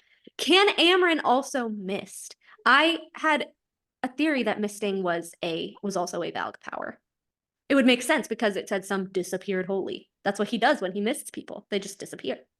They just turn into mist. Amren. Well, she did say Amren's her favorite, which I think is really interesting. Why is Amren your favorite, Sarah J. Maas? Is there a super secret surprise that you're gonna throw on all of us at the end there? Come on. And also, didn't Feyre end up putting the two pieces together? Totally, she put them She together. put the two pieces together. Oh, yeah. The blast of power will be felt in every corner and hole in the earth. You won't just attract the King of Hybern, you'll draw enemies far older, more wretched, things that have long been asleep and should remain so. So that unleashed Amren upon them. So it's weird though, because it didn't automatically unleash Vesperus. But what if it also unleashed Rhys's Valg? She knew. That's not like she knew. She knew. Far asleep. Far asleep. Have long since been asleep and should remain so. Rhys, Vesperus, whoever the fuck is under Remiel. Maybe the dragon from under the mountain. Who knows? All this shit. All this shit. All of it. All of it. But also, did she also allow, like, I don't know, because it wasn't really said, like, I know that Bryce went through a gate, but it didn't really say, like, how she got through actually into Prithian, but, like, did it also kind of weaken the magic to allow the portals and shit? Which is why people come back and forth. Was it a weird gate? Oh my god. The stone on Ram, again, that's what I'm saying, the fucking word gates, the word stones with fucking Cormac. He Oh my gosh. has to be in Prithian. He has to be in Prithian. She knew about the Asteries that are asleep there. Again, they will remember they have not caught me. Who is they, Amren? They, Lanthus, Vesperus, whoever's under Ramiel, whoever's under the mountain. They. And Lanthus is a god. Like, he's one of the first. And, well, exactly. It says that he had no physical form. He took the form of mist. And when he wanted to, he could take the form of like a humanoid, like the golden whatever, which reminds me of Amren. I had no physical form. I had to bind myself into a body. She's definitely the princess of a god and like a Valg queen. So basically it has to be Maeve and one of the old gods. Wait, didn't Maeve have like in the series, didn't she have like a daughter that she mentioned, or like unnamed, but like didn't she mention that she had a daughter or like princesses? What? Yeah. You need to find me this fucking quote because people have been fighting with me saying Maeve never wanted children. She never gave a shit about children. She never had kids. Okay. That's ridiculous. You have no idea how many people have been fighting over that. I was like, just because she didn't want any doesn't mean she didn't have any and dumped them on another planet. I mean, it was pretty kinky. Like, I don't she think might not have wanted to raise them, but she would have world walked and dumped them on another planet. Like, just because she didn't want any doesn't mean she didn't have any. I don't think she had plan B in the way that I Prithian know, did. right? So like, Plan is Prithian. yeah, Prithian's like the dumping ground for all of Maeve's children. Yes. Oh my god. You need to find me that quote like immediately. I need to find You it. know I'll what try book it was in? Because I don't have the whole bundle pack. I have all the separate books. either in Empire of Storms or Kingdom of Ash, I would say. This is interesting. Hold on. But I remember something about Valg princesses. Oh, it says in Kingdom of Ash, she tells Dorian that she does not / did not have children with Orcus, but the fandom page that says she has daughters. This was a Reddit post. So let me see real quick if it says anything on the fandom page. I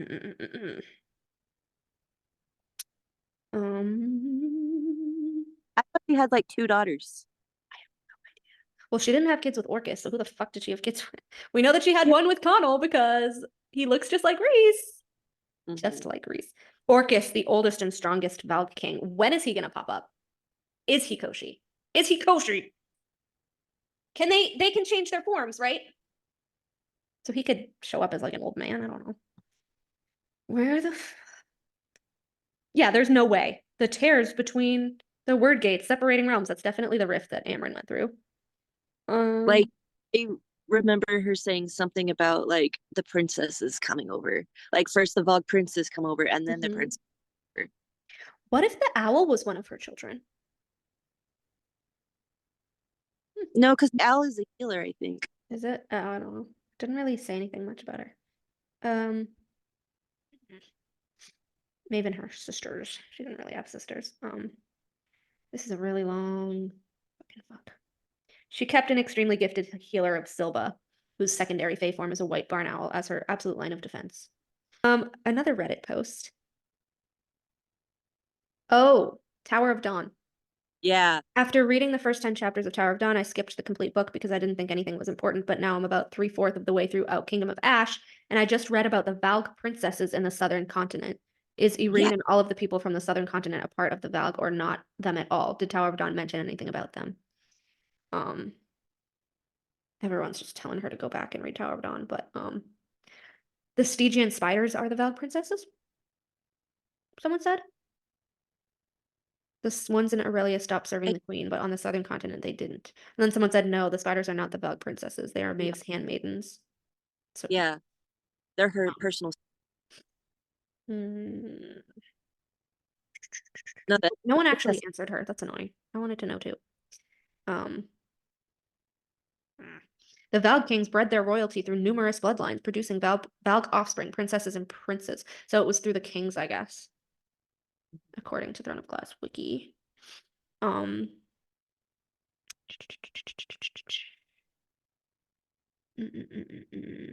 They turn their realm into one of eternal darkness, cold, ice, and wind. They ruled balanced in power, which kind of reminds me of hell, but you know. They're Also not. Illyria. The Illyrian lords, yeah. And the 7 high lords. The Yeah. 7 high lords, the 7 princes of hell. So like why were there not 7 Valg princes? That's interesting. Queen Maeve married King Orcus. Hold on, where is it? Yeah, Valg kings bred their royalty through numerous bloodlines, producing Valg offspring, princesses and princes, to ensure their land would remain unconquered by any foes and remained in their ownership only. These kings ruled in peace until Maeve, the dark Valg queen with tremendous dark power, came within their vicinity. Maeve bared gifts to the kings who were flattered by the gesture and admired her for her cruelty, power, and beauty. See, that also more. She married Orcus, but it wasn't enough for her. She was not content. She was restless to leave and witness and conquer foreign realms. This is why Valg is a Asteri. That's all they wanted to do was leave their broken planet, which is literally the realm of the Valg, and conquer stuff to like Maeve. To rule unchallenged, she yearned to search and seek out multiple realms, if only to claim them as her own for possession of power. So she used her gifts to look through the world at tears between it, the word gates, by piercing The the thin veil. places. By piercing the veil, the word gate separating the Valg realm and other realms, she saw Aurelia, a world full of light, green, and singing. So Maeve waited in the Valg realm for an opportunity to leave. It doesn't say anything like specific about the princesses. Hold on.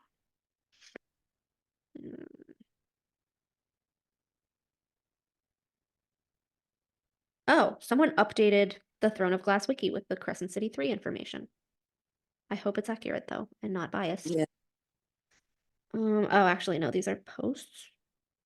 Could the Valg and the Asteri be connected? You fucking idiot. They're the same thing, yes. Yes. The answer is yes. Oh yeah. Who is spoiler alert. Who is Duba?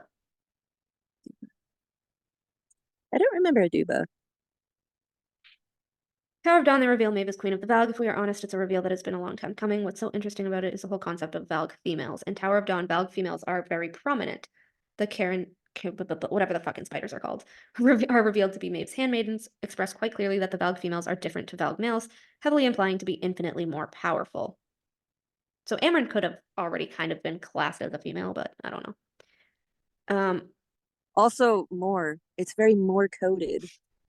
Dark royally Duva. power.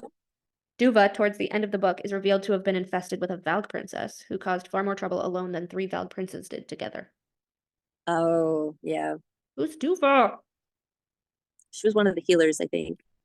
Or no, she was either one of the healers or she was with Oh yeah. Nestrin's boyfriend's people. Maeve, being a Valg I think- queen, likely had a deep-rooted connection to Valg princesses, and since Erewhon's return has likely surrounded herself with Valg females as well as Fae healers for protection. Maeve is scared of Aelin's fire, like all the other Valg, as it is the only thing that can destroy them. I don't know. Aelin does not Aelin. Amryn doesn't seem very scared of like Lucien, but I don't think she's ever been in a scene with Eris either. But I still she's like. not afraid of Hellion either. Well, again, I don't think she's been really in a scene with Hellion. She wasn't at the High Lords meeting, which is interesting. But I digress. And she was impressed by Lucien. The word marks on his eye. Yeah, she's like, clever work. Also, she was like, he's very pretty. The handsome one. The handsome one. Right. Like, he's very pretty. I know. We know that Maeve has an ancient distaste for the 3 Valg Kings, so why just tame that fire when she can add it to her arsenal to get rid of Erewhon? She was going to implant a Valg princess in Aelin. That was her plan. Yeah. So where are these Valg princess with? The Book of Breathings literally tells us that Amryn is a fucking Valg princess. Princess with, shut up, you odious thing. Well, that's not suspicious at all, Amryn, that you're snapping at the book to shut the fuck up. What do you want your friends to not know? Really? Asriel being starborn and never trusting her? Oh, that should have been a huge red flag. And the fact that Rhys does not acknowledge. Rhys has told him to stop, but he knows he won't. But since it's for the protection of his people, he lets it fly. So, like, then Rhys doesn't really trust you either. Yeah. Asriel. But this is why I was talking about how Rhys does not treat Nuala and Caradwyn right. Like, he doesn't talk to them. He brushes them off. He kind of makes like weird faces when he's around them. Like, he just does not like to be in their presence at all. And if they're trained by Azriel and all this stuff, like, I feel like he can't sense them, so he doesn't know when they're spying on him. And that would make sense, because if Azriel has his spies spying on Amren and Rhys, because Rhys is part of Valg, that makes so much sense. And it would make sense as to why Rhys would like feel like he should be able to trust Amren in a way. Because like they are kind of sort of kin in a way. Like, he knows what she is. I don't know if he does, because he was like, oh, yeah, you can use the book to like unleash yourself and go back to your planet if you want. But like where did he get the idea that she would want to do that? Because she came there on purpose. She wanted to learn about life and love and all that stuff. Yeah, And he frequently buys her jewelry. like royalty. Like an offering. Princess. Please don't kill me. Here's a little jewel. Why don't we ever actually see a Valg princess? Is that what Amren is? Is that what Fury is? Like, I didn't even think about Fury. Are we gonna see Valg princesses? That's why I was comparing Fury to Amren. Like, is she Amren's child? And then Amren kind of did what Maeve did and just kind of plopped her in another fucking planet. Maybe she, like, what is she trying to do with Varian other than obviously fuck his brains out? I don't know. Like, is she trying to create a Valg princess? I don't know, because like, I don't know. Like, that seems, for Amren, that's the only thing that actually seems genuine to me, which is weird. The thing with Varian? Yeah. No, it's weird that like she's suspicious in everything she says and everything she does, but then the one thing that has been consistent is like her actually falling for Varian. And I don't know whether it's, and I don't know, suspicious. But I don't know whether, like, I don't think she's using him. Like, I don't know whether she like actually changed when she bound herself into the body. Because like it actually seems like she loves him. Like, she won't say the words. But when she came back and he saw her, that scene after the cauldron. I don't like Amren, but I love that scene with her and Varian so much. When she runs into his arms. Also, I love how the wiki says under homes, it says Amren's apartment, Valaris Night Court, and then unknown realm. Realm, like the Valg realm? Formerly.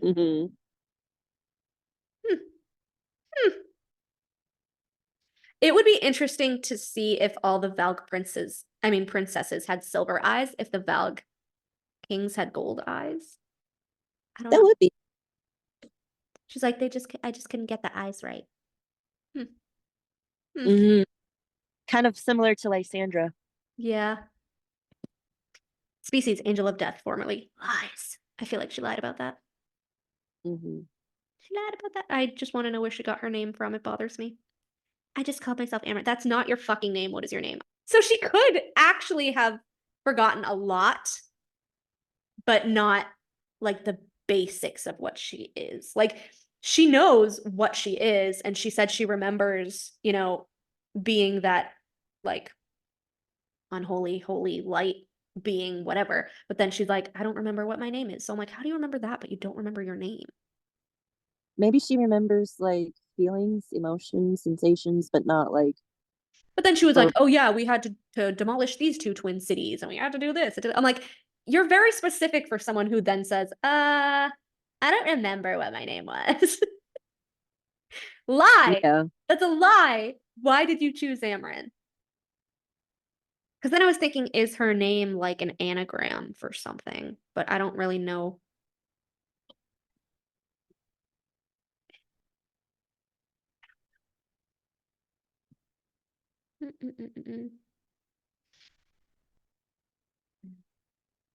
I finished Throne of the Fallen and there were so many anagram puzzles. My brain was fried with anagrams.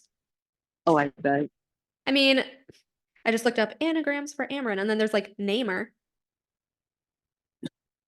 Which you did name yourself Amren, I guess. Ramen, she is a noodle. Oh my god. New year. She's like, I just named myself after my favorite food. I just, Oh my flipped a few letters around. god. I can't. What is enarm? I don't even know what that word is. What is that word? Playable in some Scrabble dictionaries. I don't know what it means. What does it mean? To equip with arms or armor. What if she's Deanna? That's possible too. It's good to know. I like learning new words. What's this one about? There was another one too. Reman. What does reman mean? To equip again or with new personnel. To make someone manly or create courageous. Race. Mm-hmm. To imbue with courage. Huh. To make someone manly.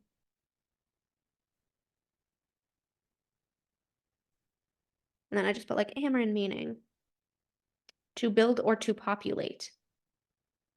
Associated with creating and nurturing.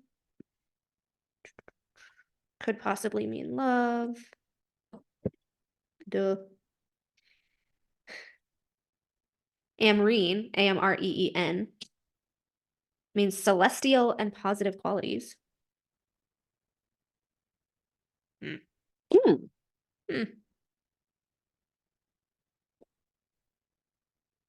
Someone goes, Amryn is a high angel for from the Crescent City universe, or maybe even a demon queen. Those are two different things. What kind of creature is Amryn? Amryn is a mysterious monster in the body of a high fae. Yes. Hoards jewelry, has a temper, drinks blood, and is able to kill enemies by planting visions in their minds. What's with the drinks blood thing? Do the Valg princes eat magic and the Valg princesses have to drink blood or something? Like, are they the first, like, legends of vampires? Oh, could be. Because I'm just thinking, like, I'm not super caught up on lore, but wasn't it a thing where, like, vampires used to just be females? I feel like I've read that before. I don't recall. Two of the earliest examples of female vampires appear in Greek and Judeo-Christian mythology, Lamia and Lilith. There are also the legends of Estries, female vampires of Jewish folklore that were believed to prey on Hebrew citizens. Oh my gosh. Let's look. They were blood-drinking spirits, which were considered precursors to modern vampires. Exclusively originated from the 18th century. Vampires are revenants of evil beings, suicide victims, or witches, but can also be created by a malevolent spirit possessing a corpse or living person, being bitten by a vampire themselves. I think that's very interesting. Sarah J. Maas. Mm-hmm. The history of Estries, aka Jewish vampires, these female shapeshifters may be monsters. First appeared in this, I'm going to totally butcher this, Sefer Hasidim, a 13th century text centered around the religious lives of medieval German Jews. The book is attributed to Judah ben Samuel of Regensburg. I don't know. The name Estrie is more likely than not derived from the French word for night owl, strix, which is in keeping with the connection between the Hasidim and the French. Religions and folklore evolved over time, so we should note that the Greeks wrote about the Striges. Like spider? Striges or Striga? Oh. She did drink life. I don't know. Plural for strix, essentially a bloodthirsty screech owl. But Estries are shapeshifters. They could take a wide array of forms, including cats and crows. They even have a sort of astral projection ability where their spirits can wander and roam long after they've been killed. They are explicitly and exclusively women. They fly using their hair. Okay, that's a little weird, but okay. No weaknesses to holy ground. They only feed on blood.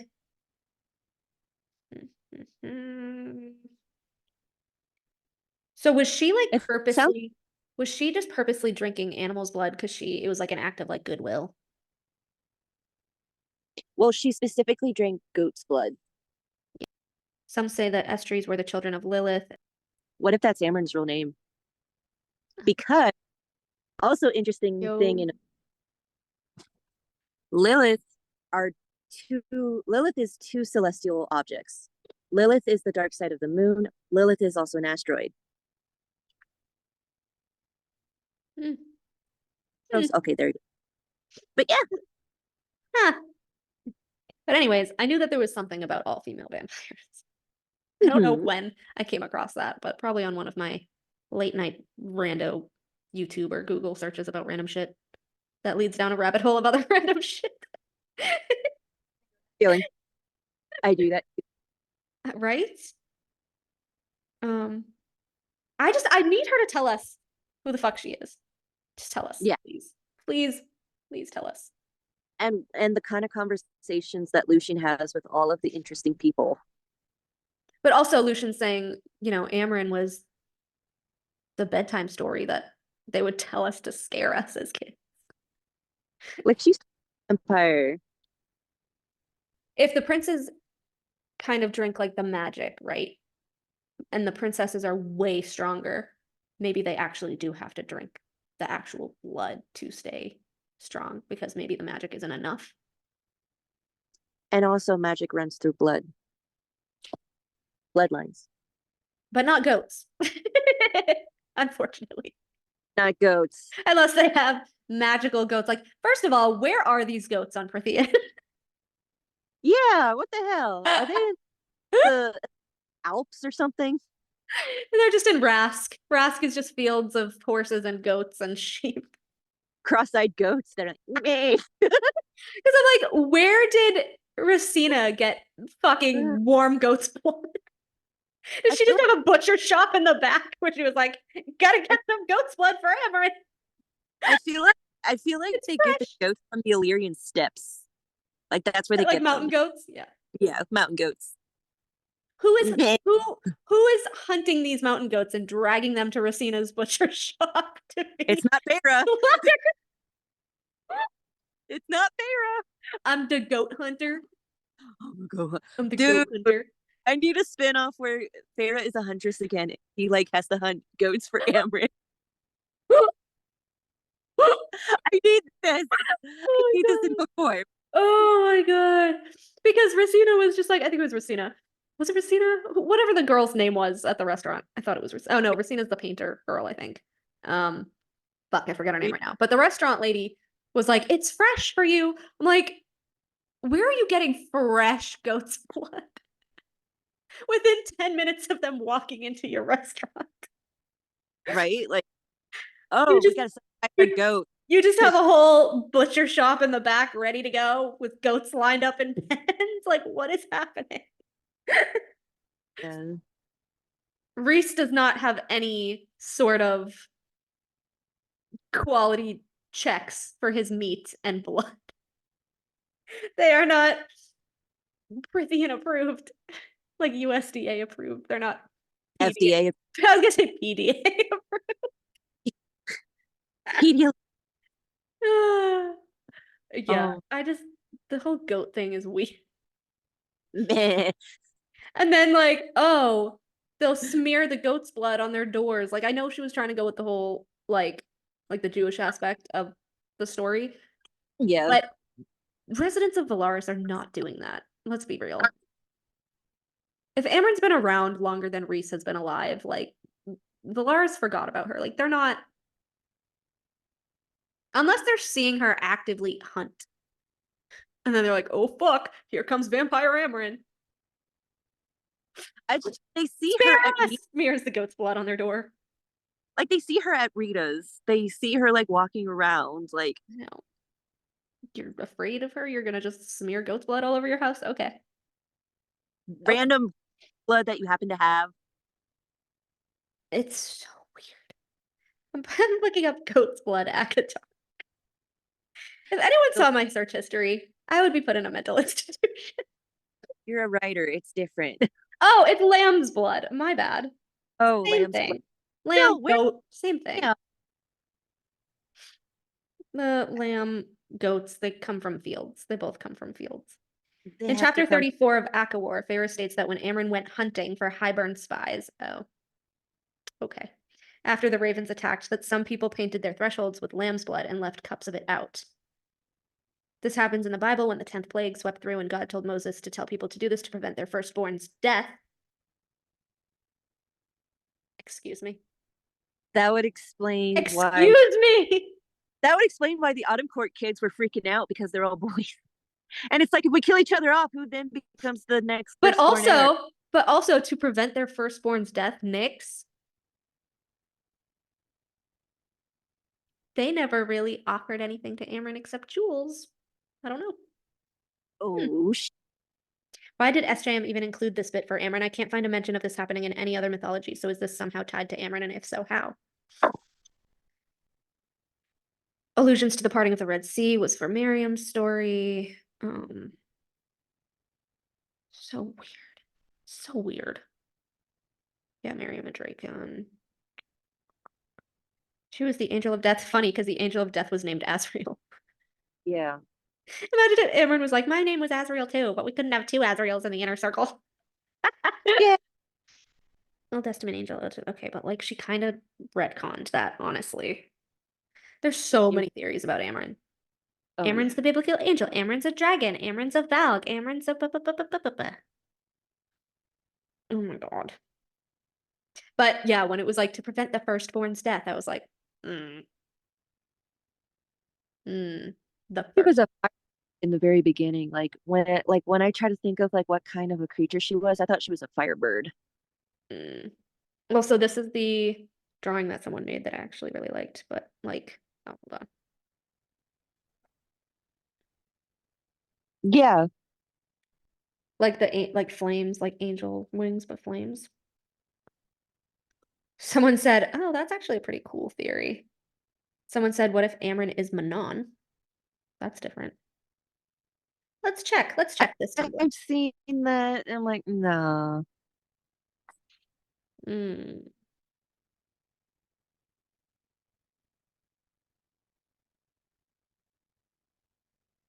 Huh. This actually, they have a pretty good argument though. And is that how Rhys got his crown of stars? Did Amren give it to him? Or did he steal it? Because he also has a crown of ravens, and that's supposed to apparently be Maeve's. Oh my god, is it really? Bitch, are you for real right now? No way. No way. Wait, Also- did she have also- two though? Because there was a white one and a black one. Well, here's the thing. Speaking of crowns, an interesting thing with Koshi, because Mala is fire, right? Uh-huh. Hellion's crown. It's the sun. Sunfire, I think. And then the swans is the other fairy grandmother of great grandmother of Aelin's, which is silver. And so it like swans, fire. Someone said, so this is from Aelin-and-Feyre on Tumblr. Says, just finished reading both series. I was speculating what Amren was when I read that SJM had told one of her readers already and they freaked out. This means that we must already know what sort of creature Amren is without needing much more explanation. Let's see. Akatar and Tog are in the same megaverse, so their separate dimensions can hypothetically be reached through a word gate. I think Amren's true form is Manon. Keep in mind, this would be Manon thousands of years after the war with Erewhon, in which she fell through a word gate into the Akatar world as the Cauldron was creating it. She was then trapped there and ensnared into a Fey body and went berserk, doing enough wrong to get her sent to the prison. That's not canonical. She wasn't in a Fey body until she made it herself, but the intent of her kind of going crazy is still there. There are a couple different points to back up my theory. Number one, the blood drinking emphasized by her particular love for goat's blood, which is what she and the 13 hunted and ate while in the Ferian Gap. Yeah. Her disinterest in other people, especially advances from men. She can read the Book of Breathings written in the Fey language. Manon learned how to read the word marks as it was necessary for winning and never quite forgot how to decipher it. I mean, her automatic softness towards Feyre after she opened up about what happened with her family and what Tamlin did to her, reminding Amryn of a girl thousands of years ago in another dimension who had also been abused and treated wrongly. Like a lead. That's what she says. She couldn't help herself from comparing her to a lead in that thin girl that arrived at the House of Wind. The Fey body she's trapped in is the exact opposite from Manon, several inches shorter, chin-length black hair, tan skin, pretty, bordering on plain. Face, this was in direct contrast to Manon, long white hair, pale complexion, gorgeous. Silver eyes to Manon's deep gold. She joins a court that can fly, so she can once again feel the wind in her hair. The amulet of Orinth. Could that be the amulet she gave Feyre? She did say it didn't really have any actual powers, but maybe. I totally forgot about the amulet of Lawrence. Me too. I don't know. And she was like, not sure where the powers came from, blah, blah, blah, blah. I mean, that sounds like a good theory, but I still feel like she's more connected to Maeve. Like, way more connected to Maeve. Just the power thing. Power thing. It's Maeve. It's Maeve. I also think she's a vampire. Like the Jewish vampire. Yeah. But that's the thing, it's like she's all these things combined. Like,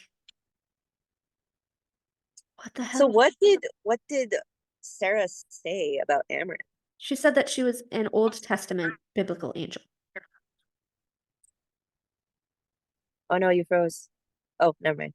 No, that was just me being preternaturally still. Nice. The only like animal-ish lesser fae that we see are in spring, and I'm kind of hoping to see more. But like during the tide, there was a goat-legged fawn, which reminded me of Juniper. Yeah. So she's spring court. That goat-legged fawn is a fawn that belongs to the spring court. She stood behind the water wraith and presented a basket of mushrooms as her form of payment.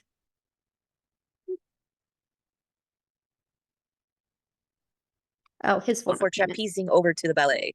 Never mind. It Maybe was a male goat fawn, whatever thing. Goat-legged fawn, like how? I can't even picture that. So if you've seen Pan's Labyrinth, I have not. I could just look it up. It's gonna look weird, I think. It is, but you'll have to watch the movie. You'll have to watch the movie. Okay, it's yeah, pretty that's what I interesting. figured. All right, yeah, fawn, yeah, okay. Kind of creepy looking, but all right. Like a satyr, Yeah. That's okay. That's what I was thinking. All right. You should watch the movie, but be forewarned. There's a creature there who has like this, and his eyeballs are in his hands, and he's really creepy. No. No, thank you. No. No. We will rant more about the spring court later. Oh yeah. Hello, everybody. Hello. They have somehow survived the worst 3 weeks of their lives. Yes. Meanwhile, I got It was in the tragic. car. Absolutely tragic. Consumption core all the way. Yeah, it's a killer 3 weeks. I agree with Becca. Awful. So it was actually really coincidental that we had just filmed enough for this week's episode. Like just enough. That's pretty awesome. Which I was like, this never works out. It just worked out because we haven't really been able to film like I think since like 4th of July, right? Yeah. 4th of July or something like that.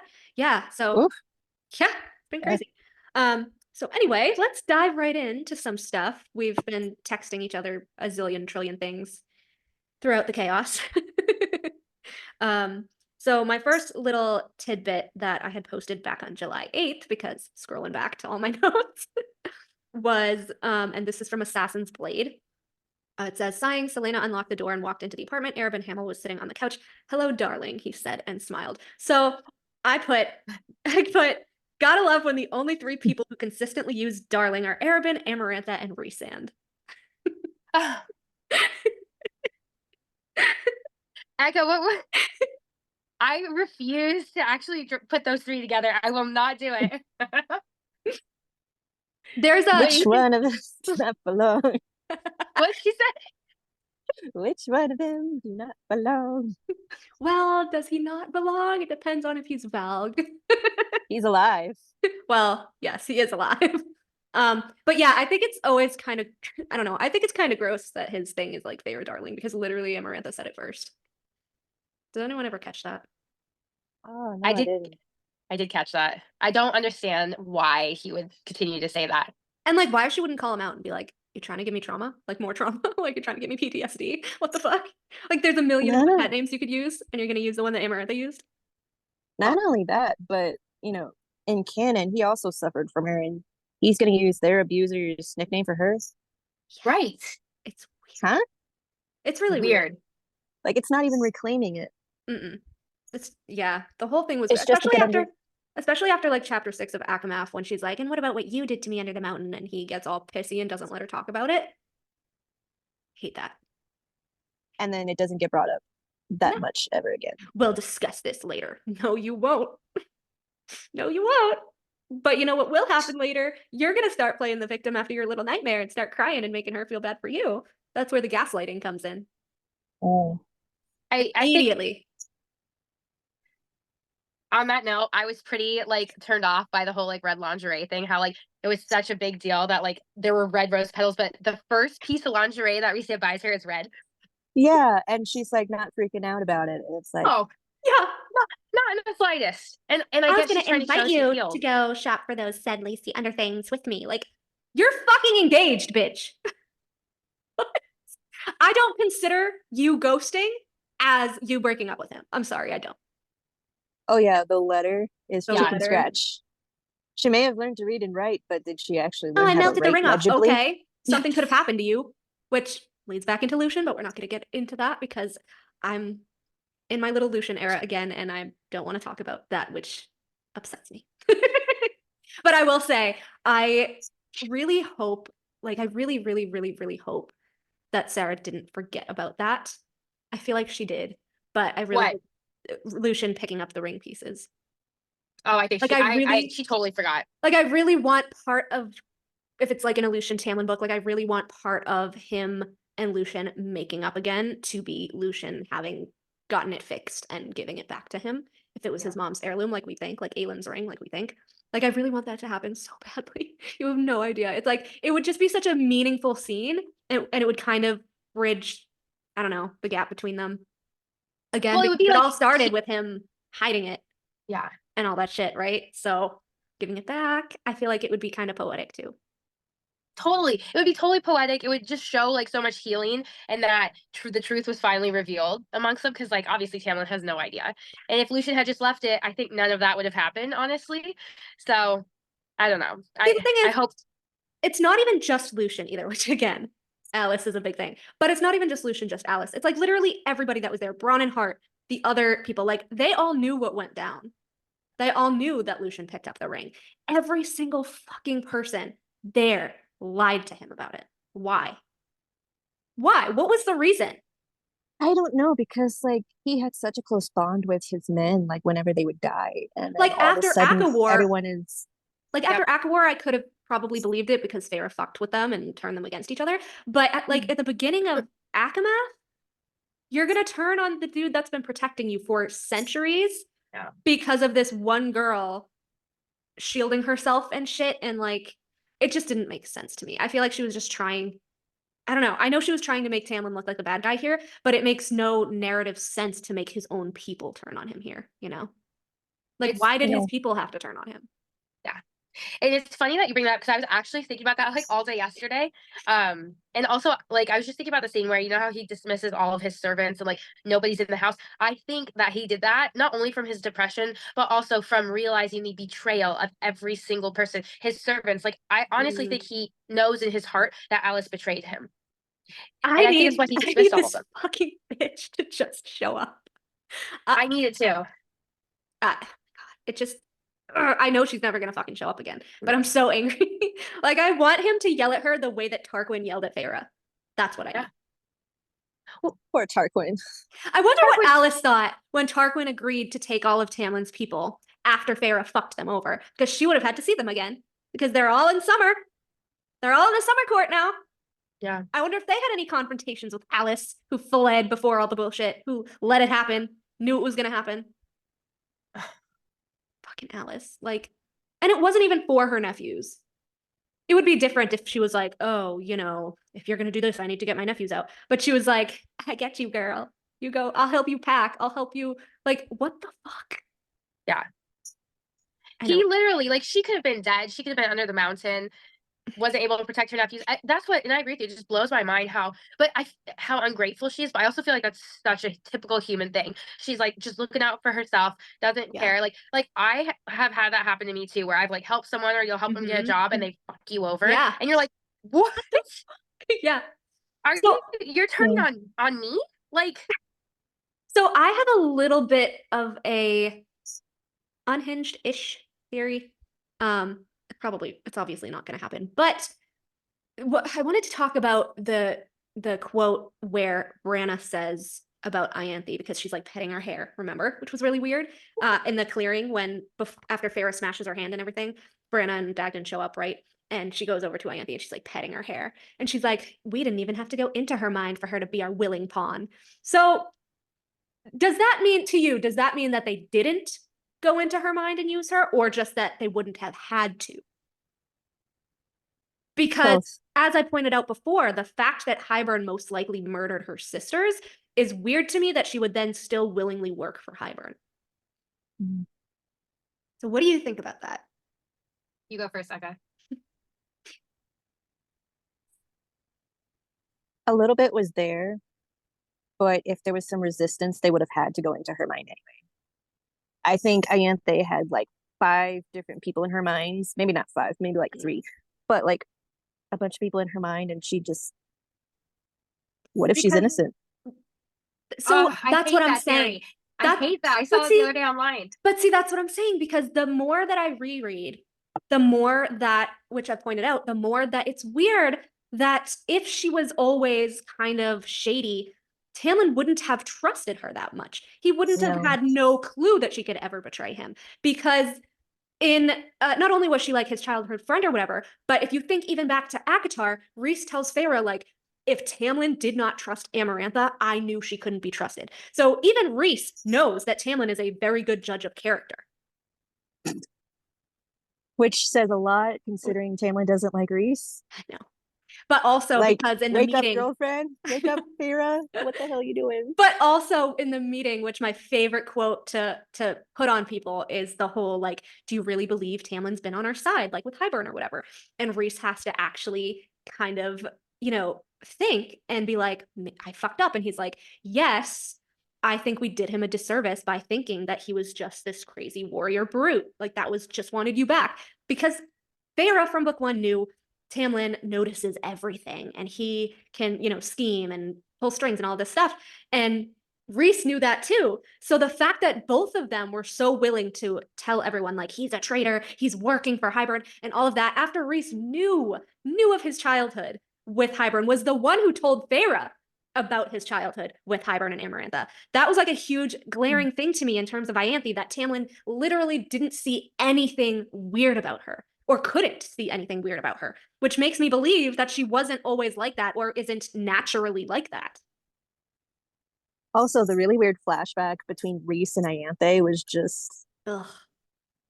But see, I mean, I'm all all for female characters like owning their sexuality and like disgusting. the sluttier the battle, but that was just weird. That was gross. But also, how long has Hybern been using her as their pawn?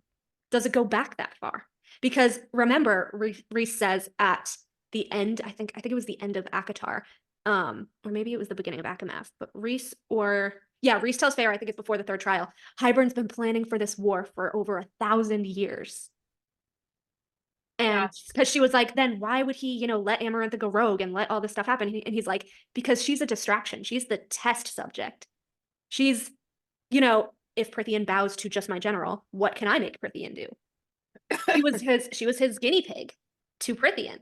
And people forget that, like, Hybern literally had been planning this war for centuries and centuries and centuries. So how long had they been using Ianthe, knowing that she was Tamlin's only childhood best friend, because remember, Hybern knew that Tamlin wasn't like his father. Hybern knew that he wasn't willing to, want slaves and do all the things that his father wanted and planned with Hybern. So he needed a way to slowly, as he thinks, turn Tamlin into his father, which is why he also used Feyre as a pawn, like, oh, your love got stolen from you. What are you going to do about it? Like, Hybern was trying to egg him on and trying to make him become more like his father, even though he's not. But the fact that like they were undercover using Ianthe, I thought was really smart of them, but also nobody gets that. Like that reads the books. Like I've read them so many times where like there's just little scenes and little sentences where I'm like, okay, this is odd, or okay, this is odd, or why is Ianthe doing this now? And like, why isn't she sad about her sisters? And how does she not know about the fucking Weaver's cottage when everybody else knows? Like, it's the only fucking cottage in the middle. And all of these weird things that don't add up in terms of Ianthe and in terms of Tamlin, like, completely trusting her. Which leads me back to the Alice thing, because I'm like, well, Ianthe was in spring at that time. Alice was still in spring at that time. Is there any sort of overlap where maybe they could have gone into Alice's mind? Because Alice was also close with Feyre and Tamlin. See, And Feyre just played right into it. Mm-hmm. I would love to think that, but I don't. Lately, I just don't think that she schemes or plans ahead that well. I would love to think that she went into Alice's mind, or that they went into Alice's mind and did all that, but I just don't foresee Sarah like thinking that far ahead. But like Hybern was there. It was Aka War. Hybern was there in spring. They had already speared toward Lucien and Tamlin's mind. They had already tried to get into Jurian's mind. Feyre prevented them during that dinner. But if they're not all at like a sit-down dinner, how does she know whose minds they're actively going after, actively seeking out? What are they changing? What are they scheming? Because like they were there, But Alice could have still been. Go ahead. Oh, sorry. No. Go ahead. I was gonna say Feyre could have been a huge ally to them had she not played right into the trap. Yep. That they were trying to prevent. Yep. And she did. That's exactly what she did. It's just ironic because she was the one that's like, Tamlin's a traitor and and she's telling everybody like how he's working with Hybern and all that. But it's like, Feyre, you're the one working for Hybern.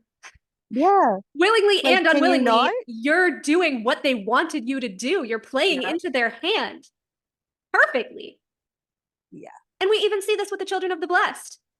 Like, you think sending them back over the border is going to prevent them from going after them? Are you that stupid?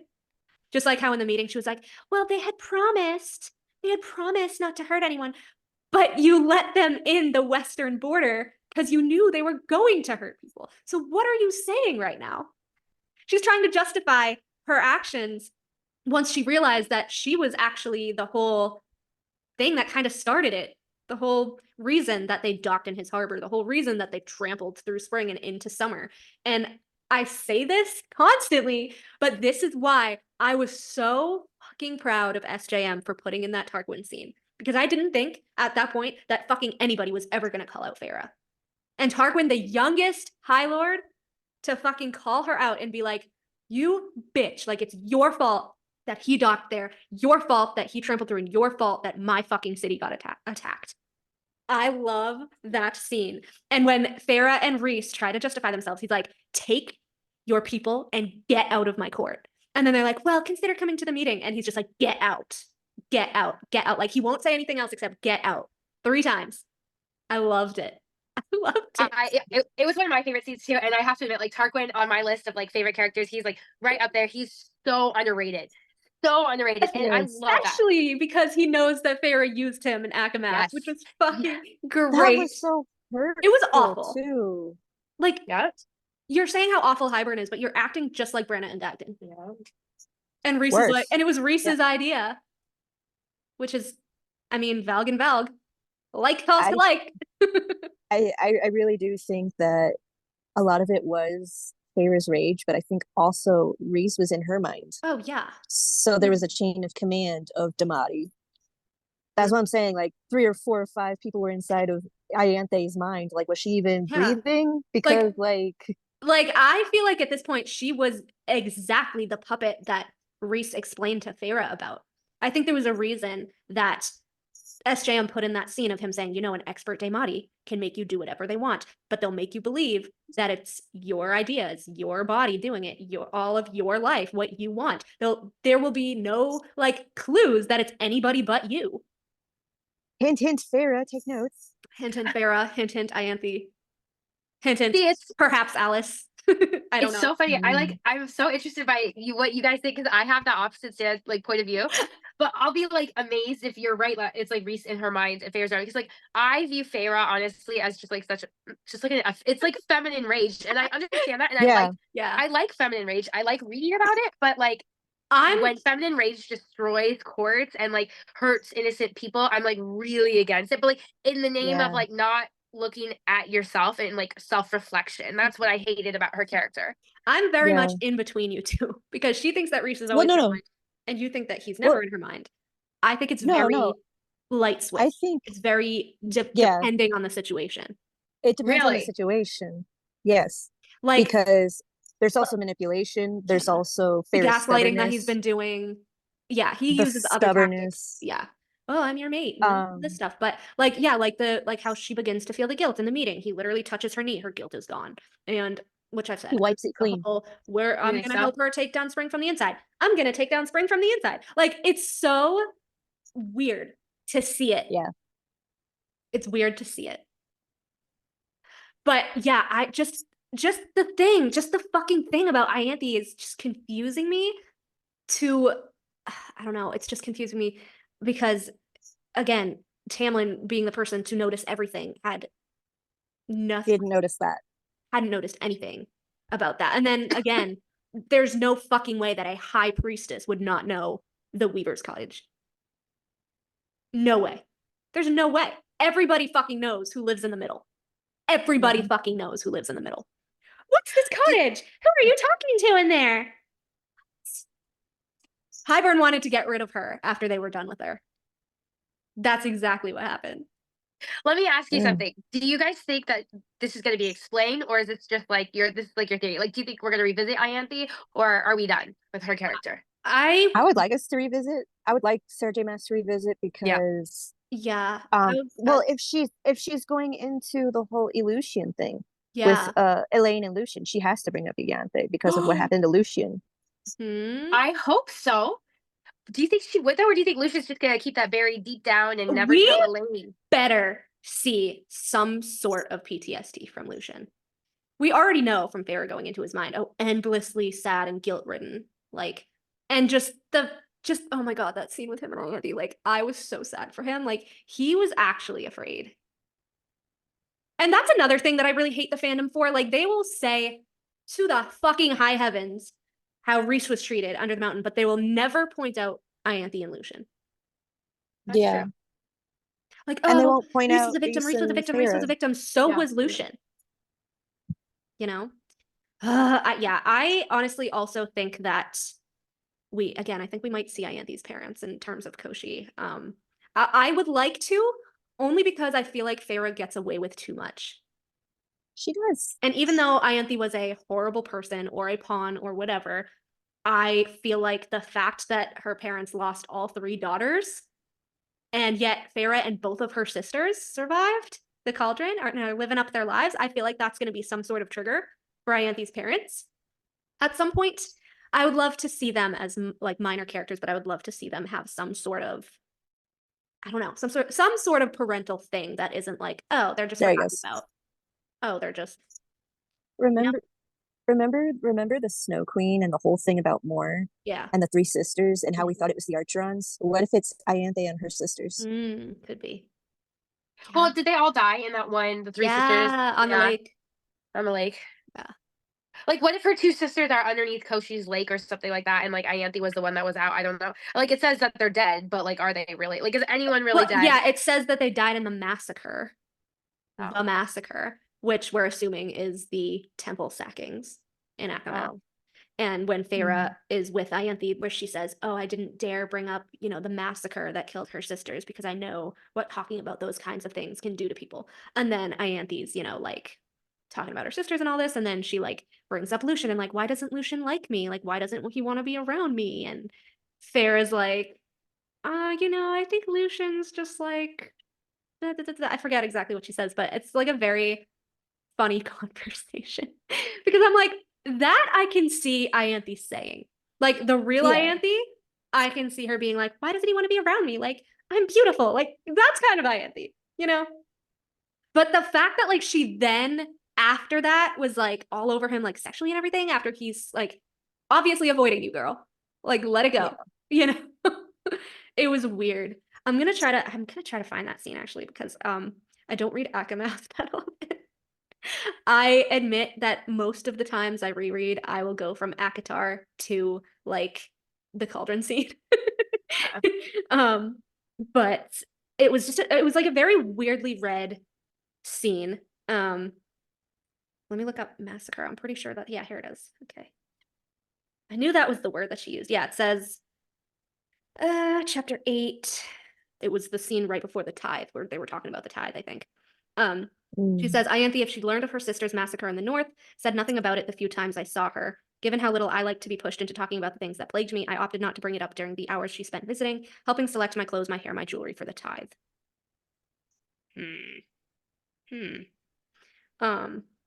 Also, the end of chapter 7, which I want to point out, which I had just highlighted the last time.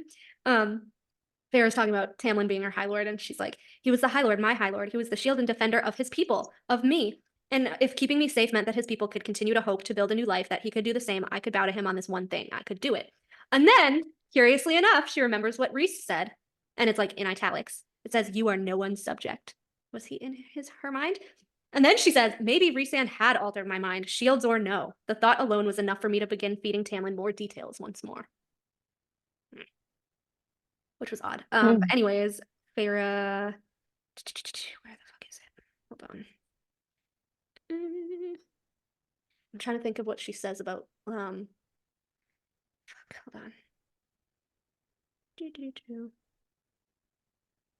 Oh yeah. I don't know. Ianthe had become a crutch. Well, it's just like Feyre is such a bad judge. If anything, like, Feyre's such a bad judge of character. Like, just all around. If like Ianthe was really that corrupt, like you didn't pick up on your girlfriend after having the cauldron or all the High Lord's powers, like right. Oh, here it is. Like even without any training. Chapter 2, when they were talking about the wedding. Because chapter 2, when they were talking about the I was right. Okay, never mind. I was right. It says, despite being high priestess, she and her family escaped the horrors of Under the Mountain by running. Her father, one of Tamlin's strongest allies among the Spring Court and captain of his forces, had sensed trouble coming. Is that Ianthe's power too? I don't know. And packed off Ianthe, her mother, and her 2 younger sisters to Valahan, one of the countless fairy territories across the ocean. For 50 years, they lived in the foreign court, biding their time while their people were butchered and enslaved. She hadn't once mentioned it, but I knew better than to ask. Valahan. And also, Ianthe's the oldest, right?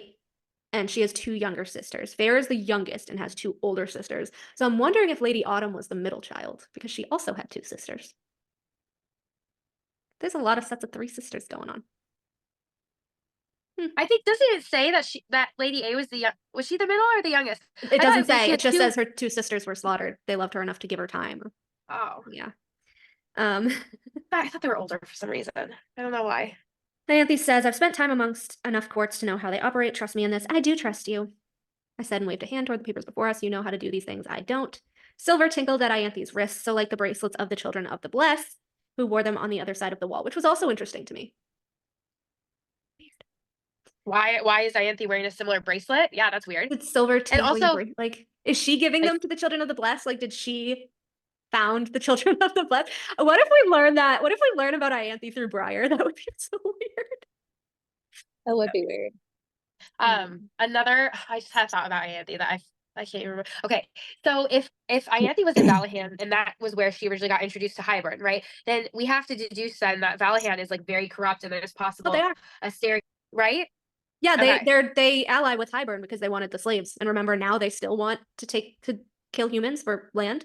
They don't want to sign the treaty. But it's weird that they didn't come to his help during the war, his aid during the war, right? Because Azriel distracted them with inner conflicts. conflicts. Is that what happened? Yeah. And more.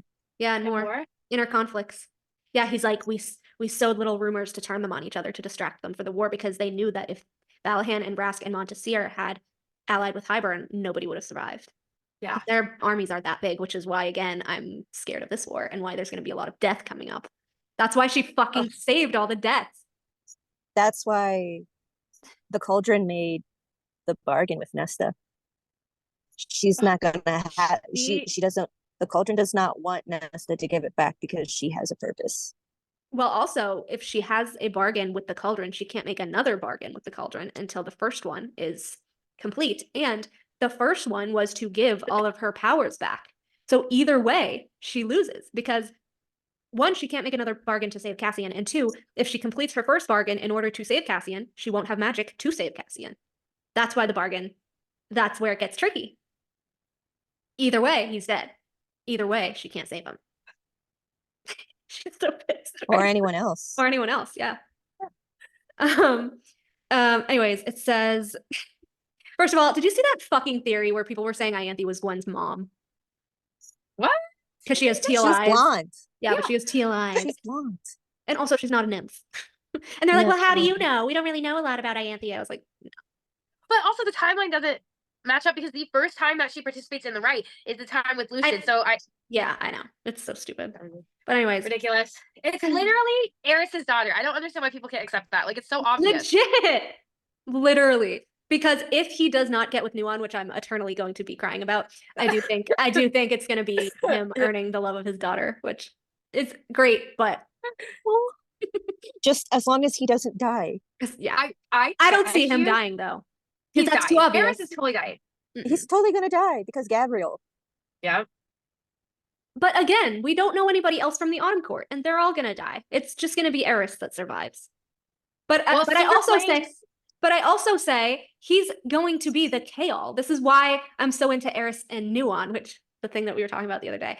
But I'll go back to this. But the thing that we were talking about the other day is that Eris isn't going to die, but he's going to lose a limb, and Nuon is going to be the Irene to his Chaol. He's going to lose a leg.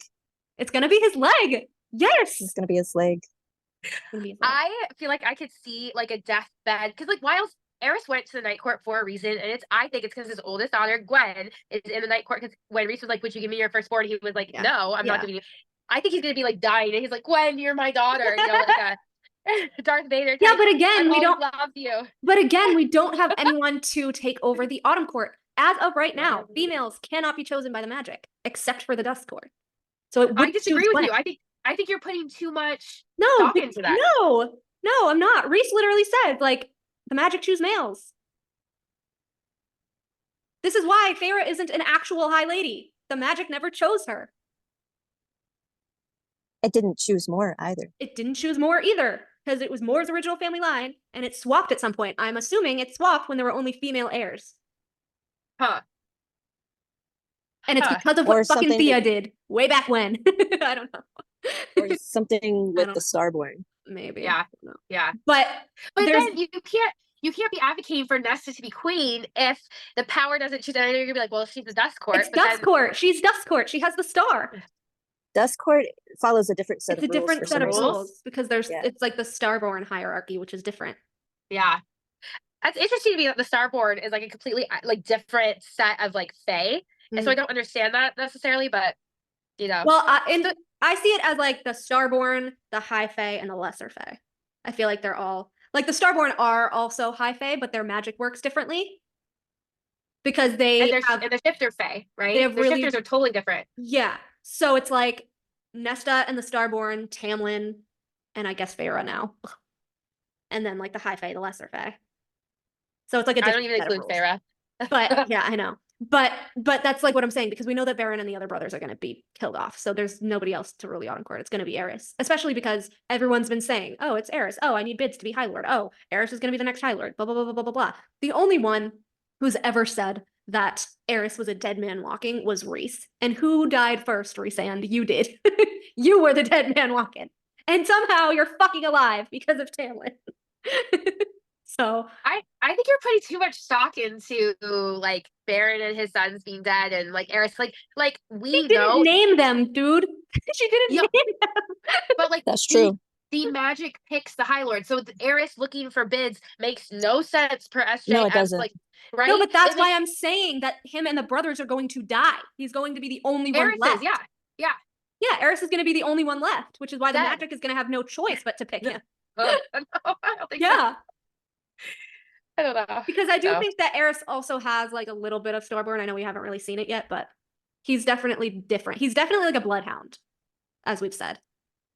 Yeah, I'm curious. I want to learn more about his shadow hounds. Because the smoke hounds, yeah. Yeah, the smoke hounds, because like that's curious. Eris found Azrael spying because he can scent him, which is exactly like Mordek and Danica. And I think that's also actually how, which we were talking about in the chat the other day, this is also how he knew that Lucien was Helian's son. You're like, he took one sniff of that newborn head and was like, this is not my father's child. He's a bloodhound. He knows. I think so too. I think this is how he knows. I think this is how he knows about the Starborn too. Because you can't tell me him and Moore's secrets. Him and Moore's secrets. Eris knowing about the 3 peaks. Like, what does Moore know? What was told to Eris? And that's another reason why I don't think he's going to die. He has too much information, just like Cormac. Too much information to let die. That's true. But Cormac's dead. No, he's not. No. You guys, I cannot wait. I cannot wait for the next book to come out. I'm going to be texting both of you like. You're taking like photos. Oh yeah. Like absolutely. I said the other day, I was like, if Nessian is actually Endgame, I'm going to be so pissed off. Like, you have no idea. Not even just because of my theories. Just because it makes no fucking sense. Simply for the fact that with or without Cormac, they make no fucking sense. At all. In any way, shape, or form. Yeah. Oh, I put up another vote thing last night before I went to sleep. And it was someone else's reel, and it said, who, if you had to pick one of the Bat Boys to die or like to kill off, who would it be? And so I put that up on my story as like a multiple choice thingy. Let me find it. I actually haven't looked at it today. I'm actually kind of worried because a lot of people were saying as under her video, and I wanted to just rage. So I sent you guys the poll, but I'm actually really shocked because I wasn't expecting it. Reese won with who do you want to kill off out of the Bat Boys? 55%. Followed by Cassian at 29% and Az at 16%. Oh. Reese won by a lot. So far. There's like 5 hours left, but honestly, is it just because they want Reese dead, or is it because they know that if they kill Reese, it's a 2-for-1 special with Feyre? Yes. That's why. Oh my god, that is the funniest thing I've heard. I have decided, you guys, that I, at the moment, will not comment on anything related to like Feyre or Reset online anymore. Live. Yeah, same. Live. Yeah. Because people are just, they're crazy right now, and they are like, you're a Feyre hater, and I'm like, I just think she's a really toxic person, and no one else sees it besides you guys. She is a toxic person. Why are we worshiping toxic women? Let's make cool women to worship. She's hella toxic. Moore is also toxic. I'm just curious to see where she goes with it. Yes. You want to know what? Amryn has like come out on top. Moore and Feyre are totally on the bottom of the list for me. Not Amryn being my favorite, but like she's better than Moore. Oh yeah, she's better than Moore. She's better than Moore, yeah. Because she owns up to being a bitch. She knows that she's an asshole, and she doesn't care. Yeah. Like she knows she's an asshole. Meanwhile, Moore is like, I'm really nice, but I'm also like a fucking horrible person. Moore is like the mean girl that we all experienced in high school. That just mean girl of Prithian. Life. Yes. A living hell Regina scars George. you. Cassian, I know you're dating like this girl that I don't like, but buy me lingerie for Christmas. Fuck you, bitch. But the fact that he did it, Olivia, was just so bad. I was like really disgusted by it. But like I thought when I read that scene, I have to go reread it, that like she bought it for herself with his money. I thought that's what happened. No, like, she told him what she wanted, and like she like told him what it was. Sometimes I wonder for Cassian if it's like a pity because he screwed her and then like had that horrible incident happen and he feels guilty about it. No, I was looking for the quote. No, he does. He does. But I was also looking for the quote because there's a quote in Akasif.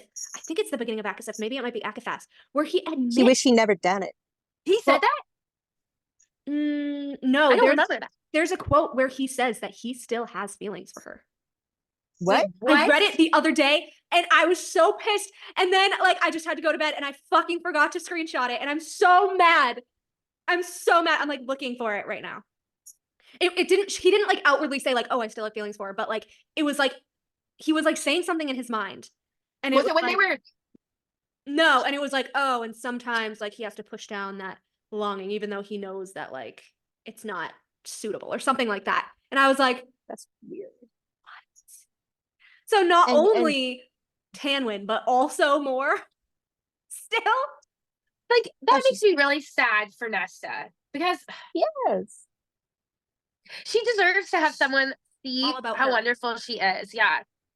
Which brings me to my next point. I'll ignore the Ianthe thing for now because it does say that like she was after Lucien and he snarled when Feyre questioned her about it. But that was it. But anyways, it was not only the Morthael, which I'm so fucking mad at myself for not screenshotting it because I'll have to find it at some point and send it to you guys. But yeah, I was appalled. But also a couple weeks ago, I was going over obviously all the Tamlin stuff and like collecting all of the individual quotes to put into like a little like chart to be like, how many like references actually are there? And I found another one, a whole other one that we never brought up before. And this was later after they had first after she was like, you're a little quick off the mark or whatever, I think. And like the dining table scene where Azriel was pissed and all of that. But he says it says Cassian didn't regret what he'd done with her, not at all. But then it says, I thought he did. I do too. See, what he says and what he thinks is totally different. And then it says, and maybe it was the fact that it had been 2 years since he'd had any sort of sex, but he couldn't remember the last time he'd been so ridden by his own base need. And then the sentence after that is, some small quiet part of his brain whispered otherwise. He ignored it. He had ignored it for a long time now. I don't think that relates to more. No, Tamlin. Oh. Well, yeah, that's what we originally thought. And now it's like. But wait, isn't he just saying like he wants intimacy? Like and he's been ignoring it for 2 years with that stuff? No, I think it was more about like how like the need. I think that was more pointing out that like to me that read as like, oh, I know that someone else used to be my mate and now it's weird that I'm feeling kind of the same way about Nesta. So I might as well pretend that she's my mate, but maybe that's just me. Cuz the base need, it seems very mate-like. And then he's like, some small part of his brain whispered like, you remember the last time. And he's like, I ignored it. I've been ignoring it for a long time. Huh. And like, is this why he's so like happy-go-lucky? Is he honestly just like, I don't know. I kind of see him like Baxian in a way where like Baxian lost Danica and he's not totally out of his mind and he's still outgoing and he tries to make people laugh and all of this stuff. But really deep down, he's like, my mate is gone. Like my mate is gone, you know? And I feel like that's kind of why this is just Cassian's inner monologue because he doesn't want to tell anybody, maybe? Because he acts desperate about acting like a mate with Nesta, and it doesn't come off as realistic or real. I swear, the inner circle and their secrets from each other. I hope that gets resolved.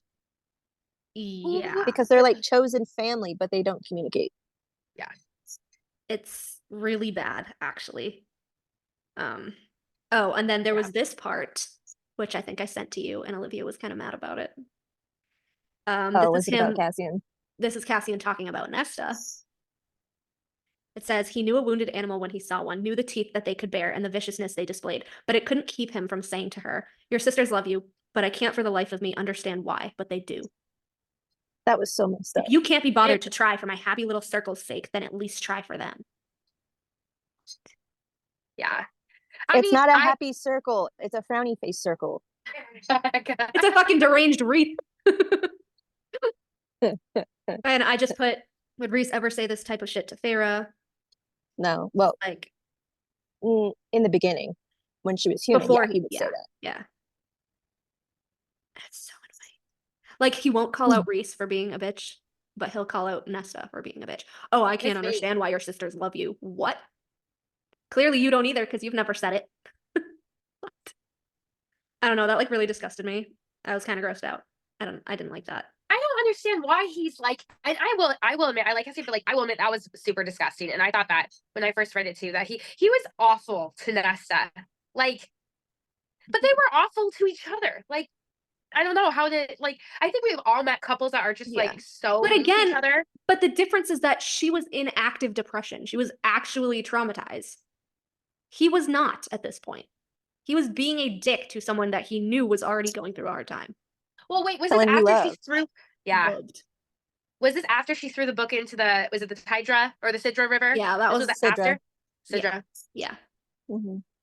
So he was pissed and hurt by that, it sounds like, and her Grow refusal up! of him. I don't want He's your like- present, so I'm gonna say that your sister shouldn't fucking love you. What? No, I agree on that. What? He's very reactive. Like, he's a very He's reactive. a fucking little boy. He's so annoying. Yeah. And then I did like a little reel thing. This is when Nesta obviously saves Farrah and Nyx. And I actually I don't know, like I've read them so many times and just there's just some stuff that just glares. Pops up. Yeah. Amarin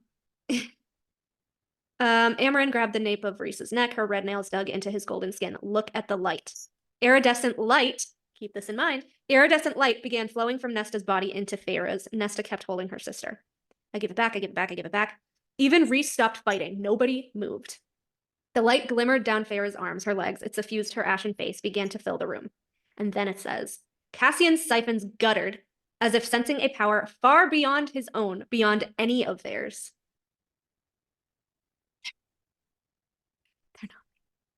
They're not What? equal. She said they're not equal. They're not equals. Their power is not equal. And also, this also confirms that Nesta is more powerful than Rhys. Thank you very much. Wait, let me ask you about this though. Let me ask you this. Does she give back enough in this scene to make her equal to Cassian? No. I Because, don't think so. no, I have it right here. That was my next little tidbit. Because I knew you were going to ask that. You know. The iridescence filled Farrah filled the bundle in Moore's arms, lighting his friend's face so the shock on it was etched in stark relief. I give it back, Nesta said, one more time. And the mask and crown tumbled from her head. The light exploded.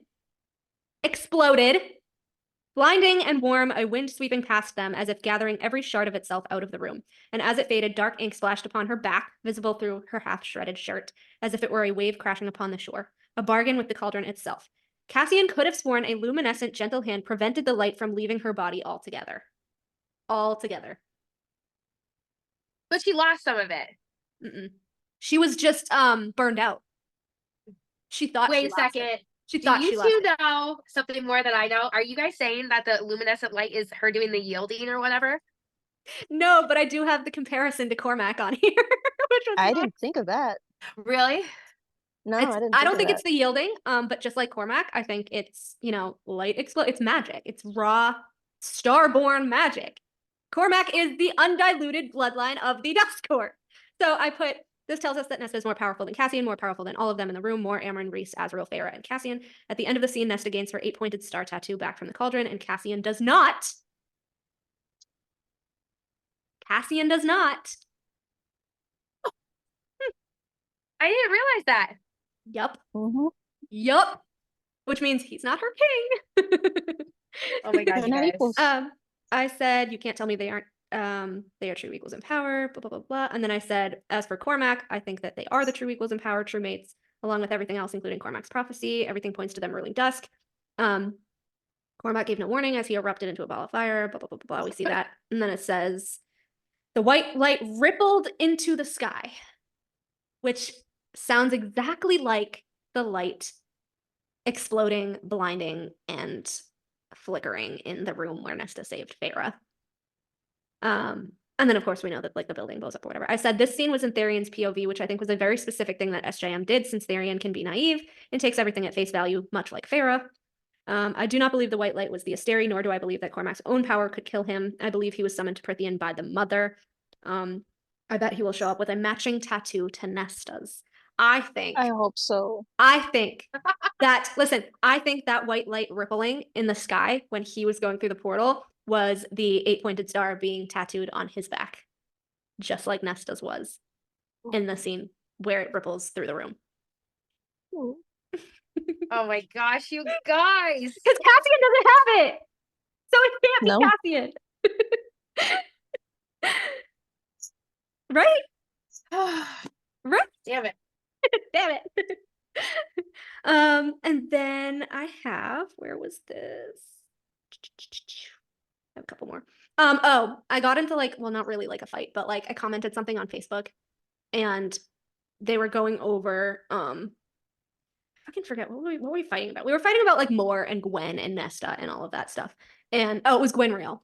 And they were saying something along the line of how like she'll never be like Moore or like anyone else that Azriel would be interested in. Like she's not even pretty or whatever. And I was like, she's definitely pretty or whatever. And they're like, Moore is like super pretty. And like they actually put right here, under anonymous. Did they even read the book? No shit, under anonymous, because of course they're assholes.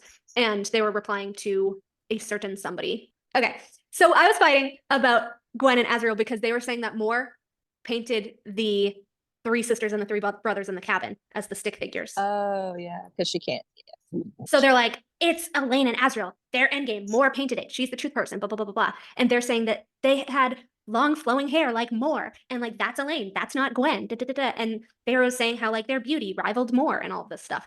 And so I was posting like screenshots of the actual scene. I was like, first of all, they were stick figures, not colored.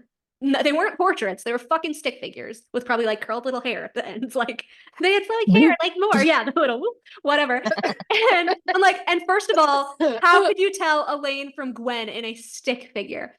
And so their response, when it's all the same color paint. Yeah, and their response was that how Farrah said that you know, the beauty of Moore's flowing hair or whatever was reminiscent to the stick figure or whatever, which is what it says in the book. Okay. That's and funny as hell. Yeah. So I was like, it could still be Gwen. And then so they said people trying to say Gwen is in the painting and resembles Moore is definitely a new one, LMFAO. Which obviously the comments got turned off after that, which I was very ragey about. But I still replied on my Instagram because I know that they stalk me on IG. And I put the actual scene of Gwen. And I says, just proving a point to this anon since comments were turned off. Wow, it's almost as if Gwen is the one that rivals Moore in beauty. I'd say that's a canonical comparison that goes with your stick figure theory. And so it says, you know, Gwen nimbly rolled to her feet, grinning so broadly that Nesta was momentarily taken aback by it. The priestess had been pretty in the library, but with that joy, that confidence, as she aimed for the 3 priestesses, she had emerged into a beauty to rival Meryl or Moore. I was so mad that they turned the fucking comments off because I was gearing up for that so badly. I was gearing up for it. So I know that they probably saw it on my Instagram, but I just put, you know who posted I'm petty with the capital P. Oh, Melanie, I'm so. It was Anon, an anonymous member posted it, which I think. But do you have an idea of who it was? I have no idea. It's the Anon that always likes to cause drama and ship war shit. You know, the one that always posts about anti-illusion and bullshit. Yeah, I do. Yeah. There's like this one Anon that does it all the time, and it's like, you fucking coward, come off Anon. Let me fight you, bitch. Don't fight anybody. Fucking coward, face me yourself. I hate anonymous shit. Baby. You crack me up. Anyways. I love it. I posted. Where is it? It's just, I know, I want to hear it. But I have to ask, does anyone else just feel so freaking tired? Or is that just me? Are you guys like ever just like so tired? Okay. Of life? Of everything? Yeah. Of all of it, really? Like, I just want to hibernate until Halloween. Yes. I just want to hibernate till this fucking announcement, whenever the fuck it is. You guys, like, I'm so stressed. I don't think it's going to be for like a hot minute. I'm weirded out because I don't know if she, like, at this point, I feel like she's purposely holding it back because she knows that regardless, there's going to be fucking fire and brimstone from the other half of the fandom. Like, if it's Lucien, the Elreals are going to fucking burn shit down. If it's Gwenreal, the Elreals are gonna fucking burn shit down. If it's Tamlin, the fucking Tamlin haters are gonna burn shit down. She literally, after Nesta's book, there is nothing she can post, nothing that she can announce that will not cause massive shit in the fandom. That's why. She just doesn't want to face it yet. I could kind of see that's fair. Yeah, that's fair. She like her mental health is already like either way, regardless of who the book is about, she can't win with everybody.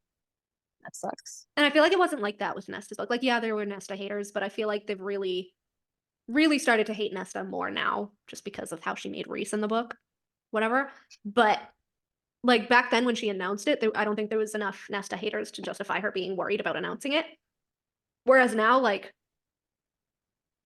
even in the new like Hofast, like everyone was like, I hate there's it when no they're like- confirmation of the ship. They were pissed that Elaine wasn't there. They were pissed that Gwen wasn't there.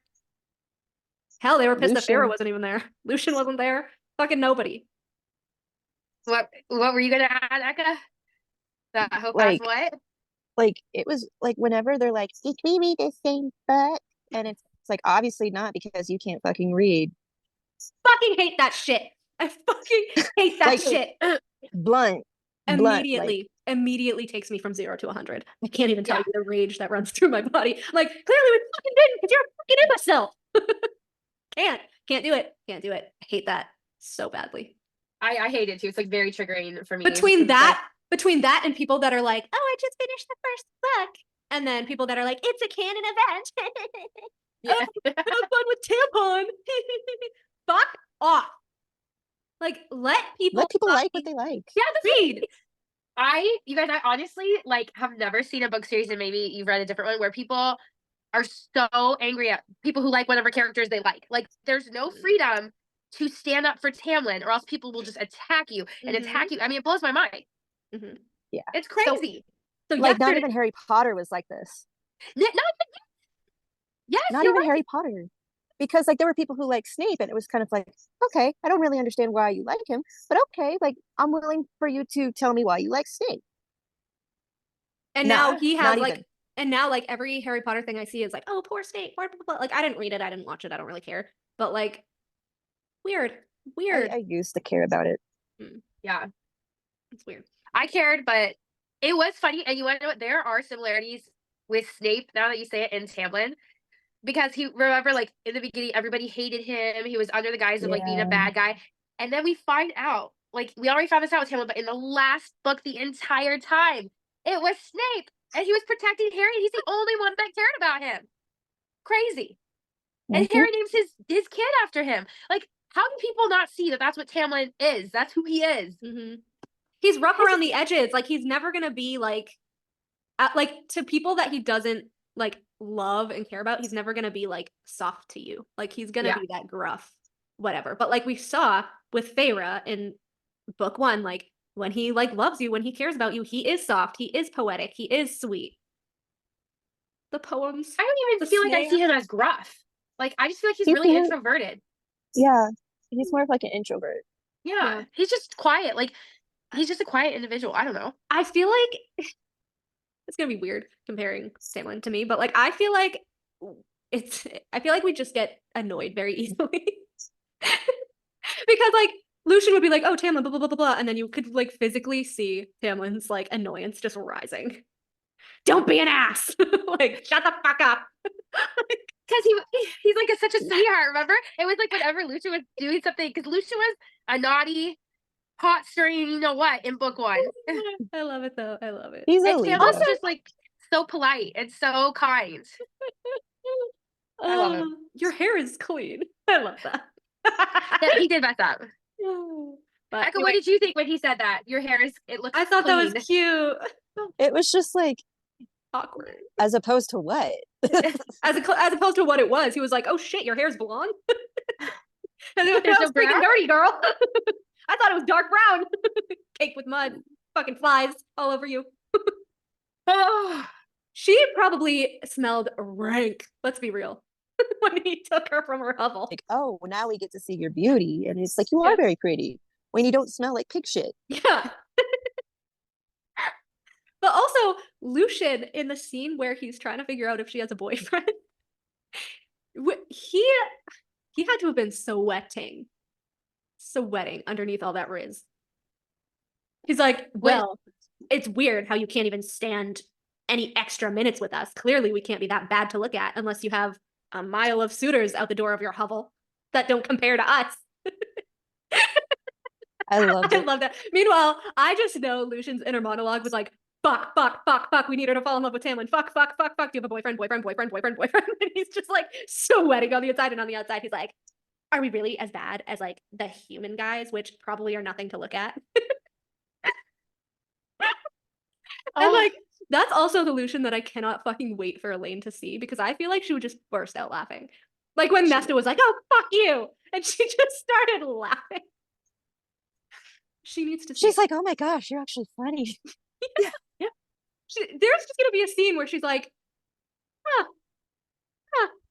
Farrah said you were a good male, not a funny one. I can't wait to read it, you guys. I'm so excited. I'm kind of convinced that the Illusion book is next now. I don't know. I was so convinced it was Azrael. There's a book and a novella. Which one? Again, I want them to come out at the same time, or like weeks apart, months apart. Do you think that the novella is going to come out during the holidays, similar to Aquafast? It would make sense since Valahan is like snowy and everything. But then Bloomsbury was like, no, there's nothing before March. So, which is annoying. Very annoying. Yeah. But, I mean, but that's why I think it's going to be the Illusion book, because if she's going to, you know, have it in like March or April, beginning of spring, makes sense. Illusion Tamlin book. I don't even know what to think about her anymore. She's been so quiet, and there's so much like speculation that she doesn't even post about any political stuff anymore. No. But she doesn't say like, go vote, Happy Hanukkah. No. I don't understand. Like, why do you think she doesn't even post? Because I was looking at that too on her Instagram. I was like, wow, she's really... I heard that she got like threats sent to her house. Really? And she has 2 babies. She has 2 babies that she has to look after, and getting threats sent to her house is not a good idea. No. What, threats over Hanukkah? No, Hofast probably. No. And the Breonna Taylor. Oh yeah, that shit. That went up again. Yeah. That was weird. She was saying something about Breonna Taylor, and then she was kind of like, buy my book. And it's like, yeah. To be fair, I do think she was like, she definitely should have done separate posts, but I do think she was trying to like separate them, and it just did not come off well. She pulled a Tam there. She made a human mistake. She made a human mistake. But going back to Lucien, I was thinking a lot about Lucien yesterday. I bet you were. What was yesterday? There was so much. You guys were talking yesterday? About Tog? No. Or what? I mean, yes, but well, tell me. It was also about Azrael and Gwen. It was about everyone. Yeah. No, but I was thinking about Lucien, and if there was any foreshadowing of him being like a High Lord's heir, other than like what Farrah says, like, oh, that seems High Lord like, and all that stuff. And so I know that I had said on a previous episode that like his glamour and Tamlin's glamour seemed similar to me. So I did a little chart, and I said Tamlin and Lucien's High Lord / High Lord heir glamours are actually the same. They wear them 24/7, and we have not seen all that Lucien can do with his magic. So Tamlin's, as we know, says it was Tamlin, but not. Rather, it was the Tamlin I dreamed of. His skin gleamed with a golden sheen, and around his head glowed a circlet of sunshine. That's the difference. He has his High Lord crown. His eyes, not merely green and gold, but every hue and variation that could be imagined, as though every leaf in the forest had bled into one shade. This was a High Lord of Prythian. Now, for Lucien, we have 3 separate scenes, actually, where I think SJM was trying to give us the hint that he is kind of as powerful as Tamlin, or will be as powerful as Tamlin, or more so. And so the first one is obviously when she drinks the fairy wine. Human fool, he hissed, but his glamour had been ripped away. His auburn hair burned like hot metal, and his russet eyes smoldered like a bottomless forge. That was what I would capture next. I'm going to paint you, I said, and giggled, actually giggled, as the words popped out of my mouth. Cauldron, boil, and fry me, he muttered, and I laughed again. Before he could stop me, I downed another glass of fairy wine. First of all, the sight of Farrah. It was so cute. First of all, Farrah, you had better give that fucking painting to Elaine on her birthday. Right. No, okay. That painting to Elaine to hang in her room. She took the painting that Elaine was looking at when they were window shopping for winter solstice. She took the painting that Elaine was looking at, that she was responding to. Yeah. What painting? The hope or void painting, hope painting. Oh, it was the the void, the thread. It was it a blanket? I think it was a blanket, and it was called Void, which really funny, Sarah, with your fucking foreshadowing about the void. And it was this lady who had lost her husband in the war. And she, created like the blackest black of fabrics that Vanta like, black. Just that just looks like the fucking like inside of the cauldron, like the void. It just looks like a black hole. And Elaine was staring at it. Elaine was like so quiet, and then she saw it, and it was like a religious experience to Elaine. And then Farrah bought it for Reese. Yeah, she bought it for which is weird. Yeah, that is weird. Because Elaine like is colorful and like she's not like black sucks the life out of Elaine and all that stuff. So I'm wondering what her relationship to like the black holes and everything will be with like Nesta having the blades, and I don't know. But yeah, I was like, oh, the void, like SJM, like what is the foreshadowing there with Elaine though? Because it was all Nesta and Hofas. Unless like we know that Elaine and Nesta both came from the cauldron, so if they're both kind of starborn, technically, Elaine could also wield the blades. I don't know why. Maybe Elaine. Nobody will let her. Yeah, so true. Who says they're gonna let her? Who says they're gonna let her? She could steal them just like Bryce did. She's in her rebel era. She could steal them. Like, what if she's the one that pulls fucking Koshi into the black hole? I don't know. And like, it's interesting that she was reacting to that. I completely forgot that scene, because so it's like I think she's literally been traveling like in the void and like not telling anybody. Like, she's a fucking mystic. She's totally a mystic. Like, she has been traveling to. I just know it. She has to be. Yes. Yes. But that's like who is she seeing there? Like, who is she? The astronomer's dead. Who took over? Like, Adis. Dude, I was so for that ship. I was so for Elaine and Adis. Did you guys know that? I was like really wanted to see that. Real Hades and Persephone. I remember. I saw that. Imagine if it's just fucking like Adis or Apollyon just comes out of the void, like arms slung around Cormac, like, brought you a present. Here's your mate. No.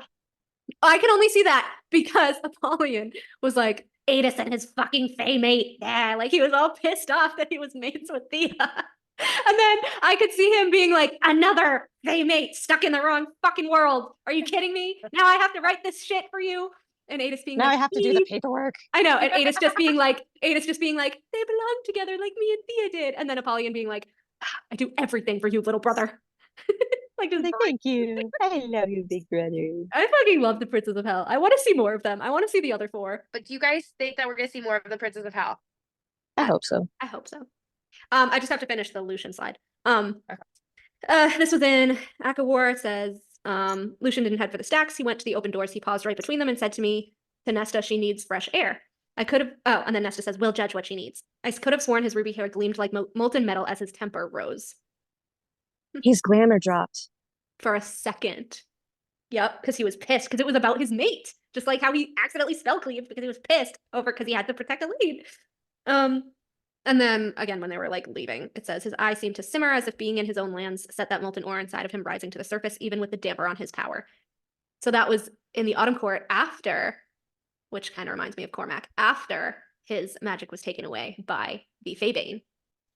Cormac's was taken away by the Gorsian bullet, which is kind of the same thing. They're like made out of the same thing. But Cormac still had enough power to blast them, and Lucien still has enough power to let his glamour drop a little bit, I guess. Maybe. And then my next part was like, so I was asking people, I did the whole reel about, who knows that Helion is Lucien's dad, right? Because I think do we all think that Helion knows? I think that he knows. I think he knows. I know for a fact Lucien knows. Yeah. I have all the quotes of everyone who knows. Okay, I compiled it. So I Let's hear it. So yeah. I think Helion and Tamlin know. And the quote that I used was, you'd be all too happy for war considering how well you made out in the last one. No one says war can't be lucrative, Helion countered. Tamlin's lip curled in a silent snarl. They were talking about how Tamlin knew about him and Lady A's affair. How did he know? But why did Tamlin get upset? Lucien had to have told him. Lucien had to have told him. Because I think Tamlin knows that like Helion's never made strides to like be like a father to Lucien. I don't know. Oh. No one says war can't be lucrative. And then like Tamlin got all pissy. I think he knows. But because that was weird to me because everyone's like, oh, Feyre figured out that Cassian is Lucien's father or whatever, but this was before that. And Tamlin's calling him out, saying you'd be all too happy for war considering how well you made out in the last one. The affair with Lady A. He knew! Who told him? Lucien had to have told him, look, my daddy ain't Baron, but it's another High Lord. He had to have told him at some point. Oh, yeah. Because how else would Tamlin know? Unless, like we said, Lucien was just fucking glowing all over the place at some point with like nightmares or something, and he's like, what the fuck? But no, Tamlin is very observant. If Feyre would know, Tamlin would be back sooner. Yeah. But like when would he have noticed though? Because like I know Lucien was in Spring or whatever, but Lucien was the emissary. He was the one meeting with all the High Lords and stuff. So I don't know whether Tamlin would have ever seen them in a room together. This was Aquawar that this happened, right? Yeah, the High Lords meeting. I'm convinced Tamlin figured it out at the cauldron scene when his eyes were on Lucien when he broke Yeah, that. when he spell cleaved. That's what Tamlin figured out. That was my next exactly point, that where people think that maybe that's when he figured it out. Yeah. And then I said obviously Rhys and Feyre know. I'm not going to go over that because we already know. And then Helion says like, oh, the affair lasted on and off for decades until Baron found out.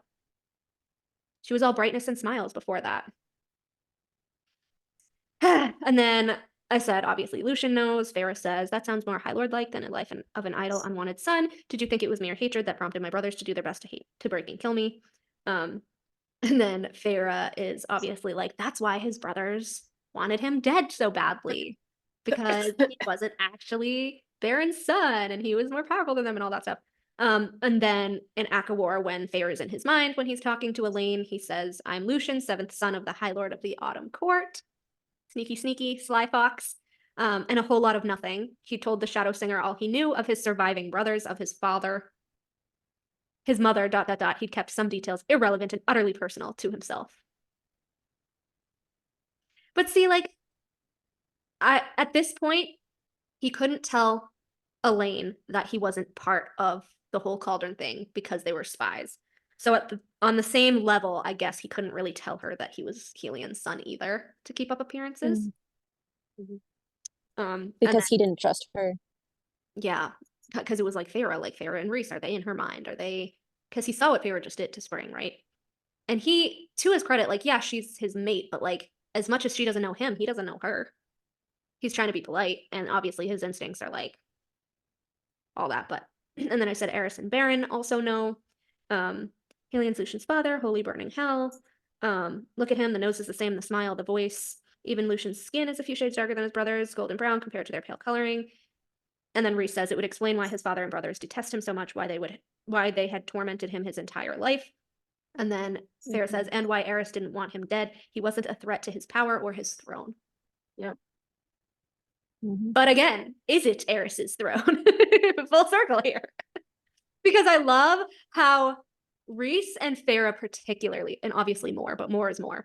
Rhys and Feyre particularly are the people that are like, Eris is so horrible, and he's a terrible person, and he's a dead man walking, and hopefully Lucien will take the Autumn Court throne, and da-da-da-da-da-da. It's like, so They're basically... so judgy. So it's like basically everything that people have said about you the last 50 years, right? Right? What? Like, you're the only ones who can wear a mask?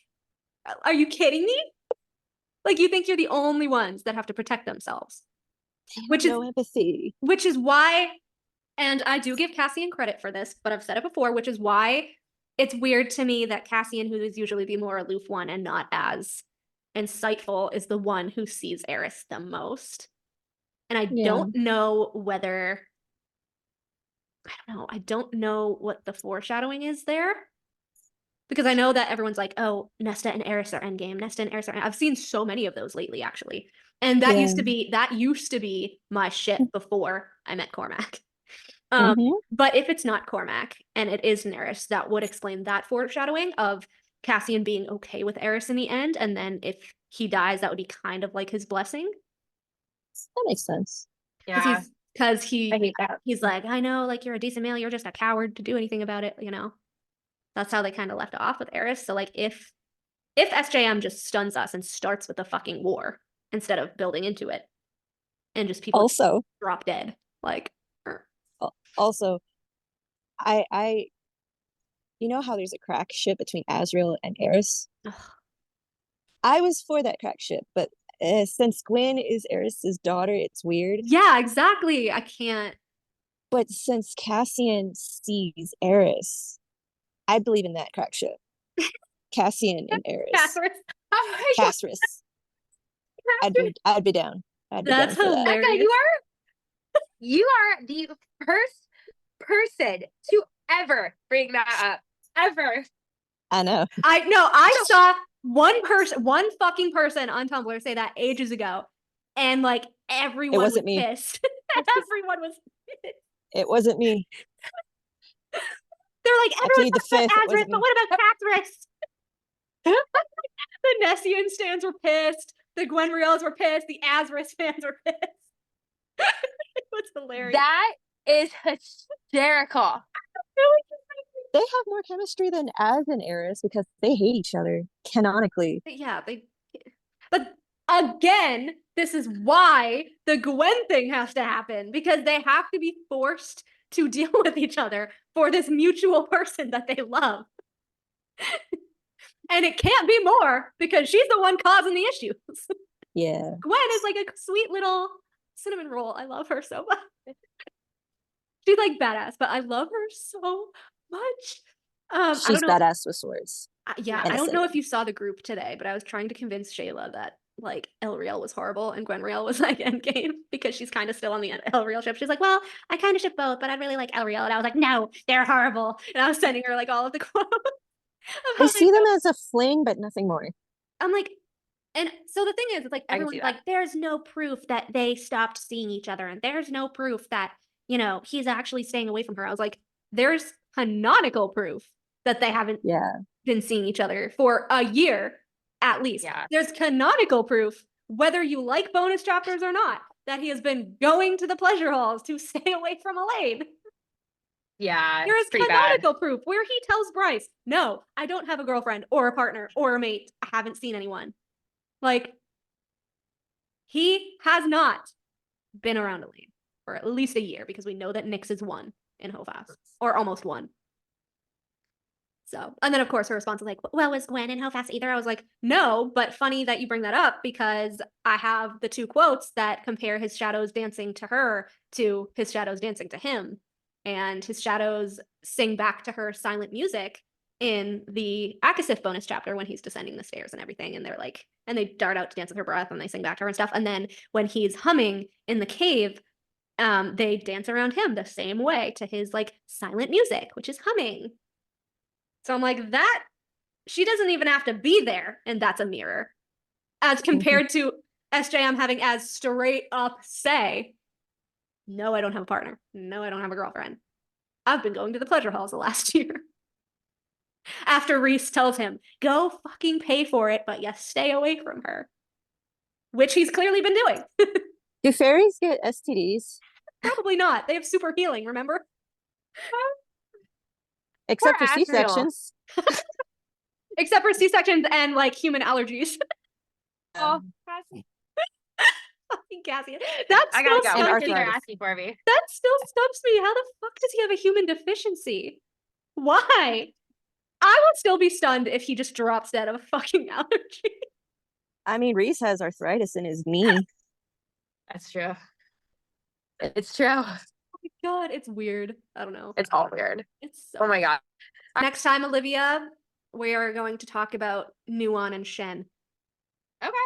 I don't know Shen, but I know you You don't. need to catch up. You Yeah. need to catch up. I know. I like that. It has been like my goal is like truly this week now. My horrible experience on jury duty's done. I've like got a new. Are you fire. still on Crown of Midnight? Yeah. Oh my god! I like it makes me cry. The whole book makes me cry. I hate it. Like Oh, I don't girl. Crown of Midnight Girl, makes it you gets cry. worse. Girl, Empire of Storms is worse. Air It of makes Fire me- at Sam's fucking grave. it makes me just did Crown of Midnight not make you guys sad? Oh, it did. It made me bawl my eyes out. I kept reading. I don't cry. I only cried for Sam. No, actually, I cried a little bit at the very end of Crown of Midnight because. Well, don't say because why, but it's like were none of you guys affected by this like Dorian pining after Aelin, watching him and Chaol dance, and Chaol and Aelin. Oh, like, wait till obsessed me. Sorsha! I fucking love her. She is like, my. Nobody loves Sorsha either. No one loves her. I know. She is my new one. It's because like she? they're like, oh, she was like a nothing character. She was in like bullshit. She was everything to him. It's like okay, Dorian and Sorsha are Lucien and Jasminda, and people just don't care. I'm like, how do you not care? Because because it through the next books, that's his fucking trauma. I just like I don't know. Tog makes me so much more emotional than ACOTAR did, because like ACOTAR, I was like stuck to the story, really enjoyed it. Like I love the characters, and like then I got hit with the Feyre stuff, and I was hurt. But Tog is like a little heartbreak like the entire time. Strings you along. Yeah, it like strings you along, and then like watching Aelin get romantic with all these men. I don't know why. It just like bothers me. Like I don't know if it's because of Sam or if it's because she just moves on. Like, she has all these guys. I don't understand. See, going into it, knowing who her endgame was and knowing about Dorian, I already did not want to see her with Dorian. Like, yeah, they were cute, but no, like no. Yeah. So like I was sad. Wait until you read Tower of Dawn. I'm on the fucking tandem read right now. I'm doing the tandem read, by the way. Why did you pick the tandem read? It's when you read both. It's Empire of Storms and Tower of Dawn at the same time. Oh, like because there's like a guide, like you have to read chapters 1 through 6, and then 1, 2, and 3 of Tower of Dawn, and then 7, 8. Yeah. So I'm doing the tandem read just because I want to like be done with those two faster, so I can get to Kingdom of Ash. But it's 1,000 pages. I know. So is my gosh, which is why I'm like, what the fuck? But like I don't know. Her breakup with Chaol fucked me up. Like her breakup with Chaol fucked me up, and Dorian and Sorsha fucked me up because all I could think of was Lucien and Jasminda, and that is that was the moment that I realized this is why we didn't get a flashback of Jasminda's death, because this is Jasminda's death. It's the exact same fucking thing. So on a scale of like 1 to 10, how painful is the Celaena Chaol breakup? Is it like really gonna fucking hurt me? Not as much as Sorsha and it's not Dorian. as much as Sorsha and Dorian. I will say the Celaena Chaol breakup is a mirror of the Tamlin Feyre breakup. Oh yeah, it is very much a miscommunication rage trope. Exactly like Tamlin and Feyre. You guys, the Tamlin Feyre breakup, like I still haven't gotten over it. That's what I'm saying. Like the Celaena Chaol breakup is like it gets you so mad. It's the same thing as Tamlin and Feyre. So, like, do you eventually like accept it and then like support Chaol, or are you always kind of hurt by the Chaol? No, I love Chaol. It's fucking Aelin that I get pissed at. Tower of Dawn is gonna make you angry then. Right. Yeah. I know. But so the thing is, it's like people will refuse to acknowledge that Aelin acts like Feyre at points in this story. That she's nothing like her and she's a boss bitch. And I was like, so literally the exact same things that people say about Feyre. I'm like, she is. Like there is points in this story. She makes assumptions. She fucking tells everybody how horrible somebody is. She screams at them. She like fights them. She scars them. And then like over a miscommunication. And then they're weird for like books upon books. Like they work together, but they're weird. And then suddenly, like when he's kind of better, I guess, in Tower of Dawn, they're like friends again. And I'm just like, I wonder if this is what she's going to do with Tamlin and Feyre. Because it follows the same pattern. It's the same pattern. I kind of saw like the way that Aelin was with Chaol. It was kind of like how Feyre saw Tamlin with her. Yeah, exactly. And because of a miscommunication, like Tamlin wanted to protect her by shielding her in the manor that day because he knew she couldn't handle it. And then Aelin was just a Chaol doing what he did was trying to protect her from you know what's coming, and stuff happened, and she fucking destroyed his life over it. And she fucking hates him forever because of it, just like Feyre and Tamlin. Tells everybody how horrible he is. Fucks him over a million times. Y'all need to read Tower of Dawn. I'm on Tower of Dawn. I'm on both. You need to finish reading Tower of Dawn. I looked up. This is why it's painful. This shit hurts. Her writing hurts me physically. Like Olivia, you are going to need the end of Crown of Midnight. the Fuck. end of Empire of Storms is gonna make you cry your eyes out. You got. I don't cry. This I is don't what is cry. I holding me won't. up. This will make Unless- you cry. Who dies? Does somebody die? Don't. All right, I gotta go. No. She's not gonna say. Just if somebody dies. Does No. somebody- It's not based on someone dying. It's based off of what someone says. I know. Stop what happens. it. And honestly, Oh. Aelin isn't really my girl, so I don't really. It's gonna kill me. I can't even think about it. I feel mean, but like I don't really care about her that much. Like she's such a bitch to everybody that like that's what happens when you're a bitch to everybody. Like I get that you're all sneaky and you have all these connections and you never tell anybody your plans because you have major surprises and all this shit. But like you're a bitch to everybody. So this is what happens when you keep secrets about your planning and treat everybody like they're lower than you. You get fucked over in the end. And although she didn't deserve that level of torture, still, you could see it coming. She could see everything else coming, but not that. Please. Just All right, I wait. gotta go. I gotta go Olivia. too. I gotta call my other half. Olivia. Shen has a metal hand. Shut the. Stop it right. Arm, but still, Arm. Southern Dead. Continent works. All right, Read I'll Tower be of back. I'll Dawn. see you later. Bye. Bye, guys.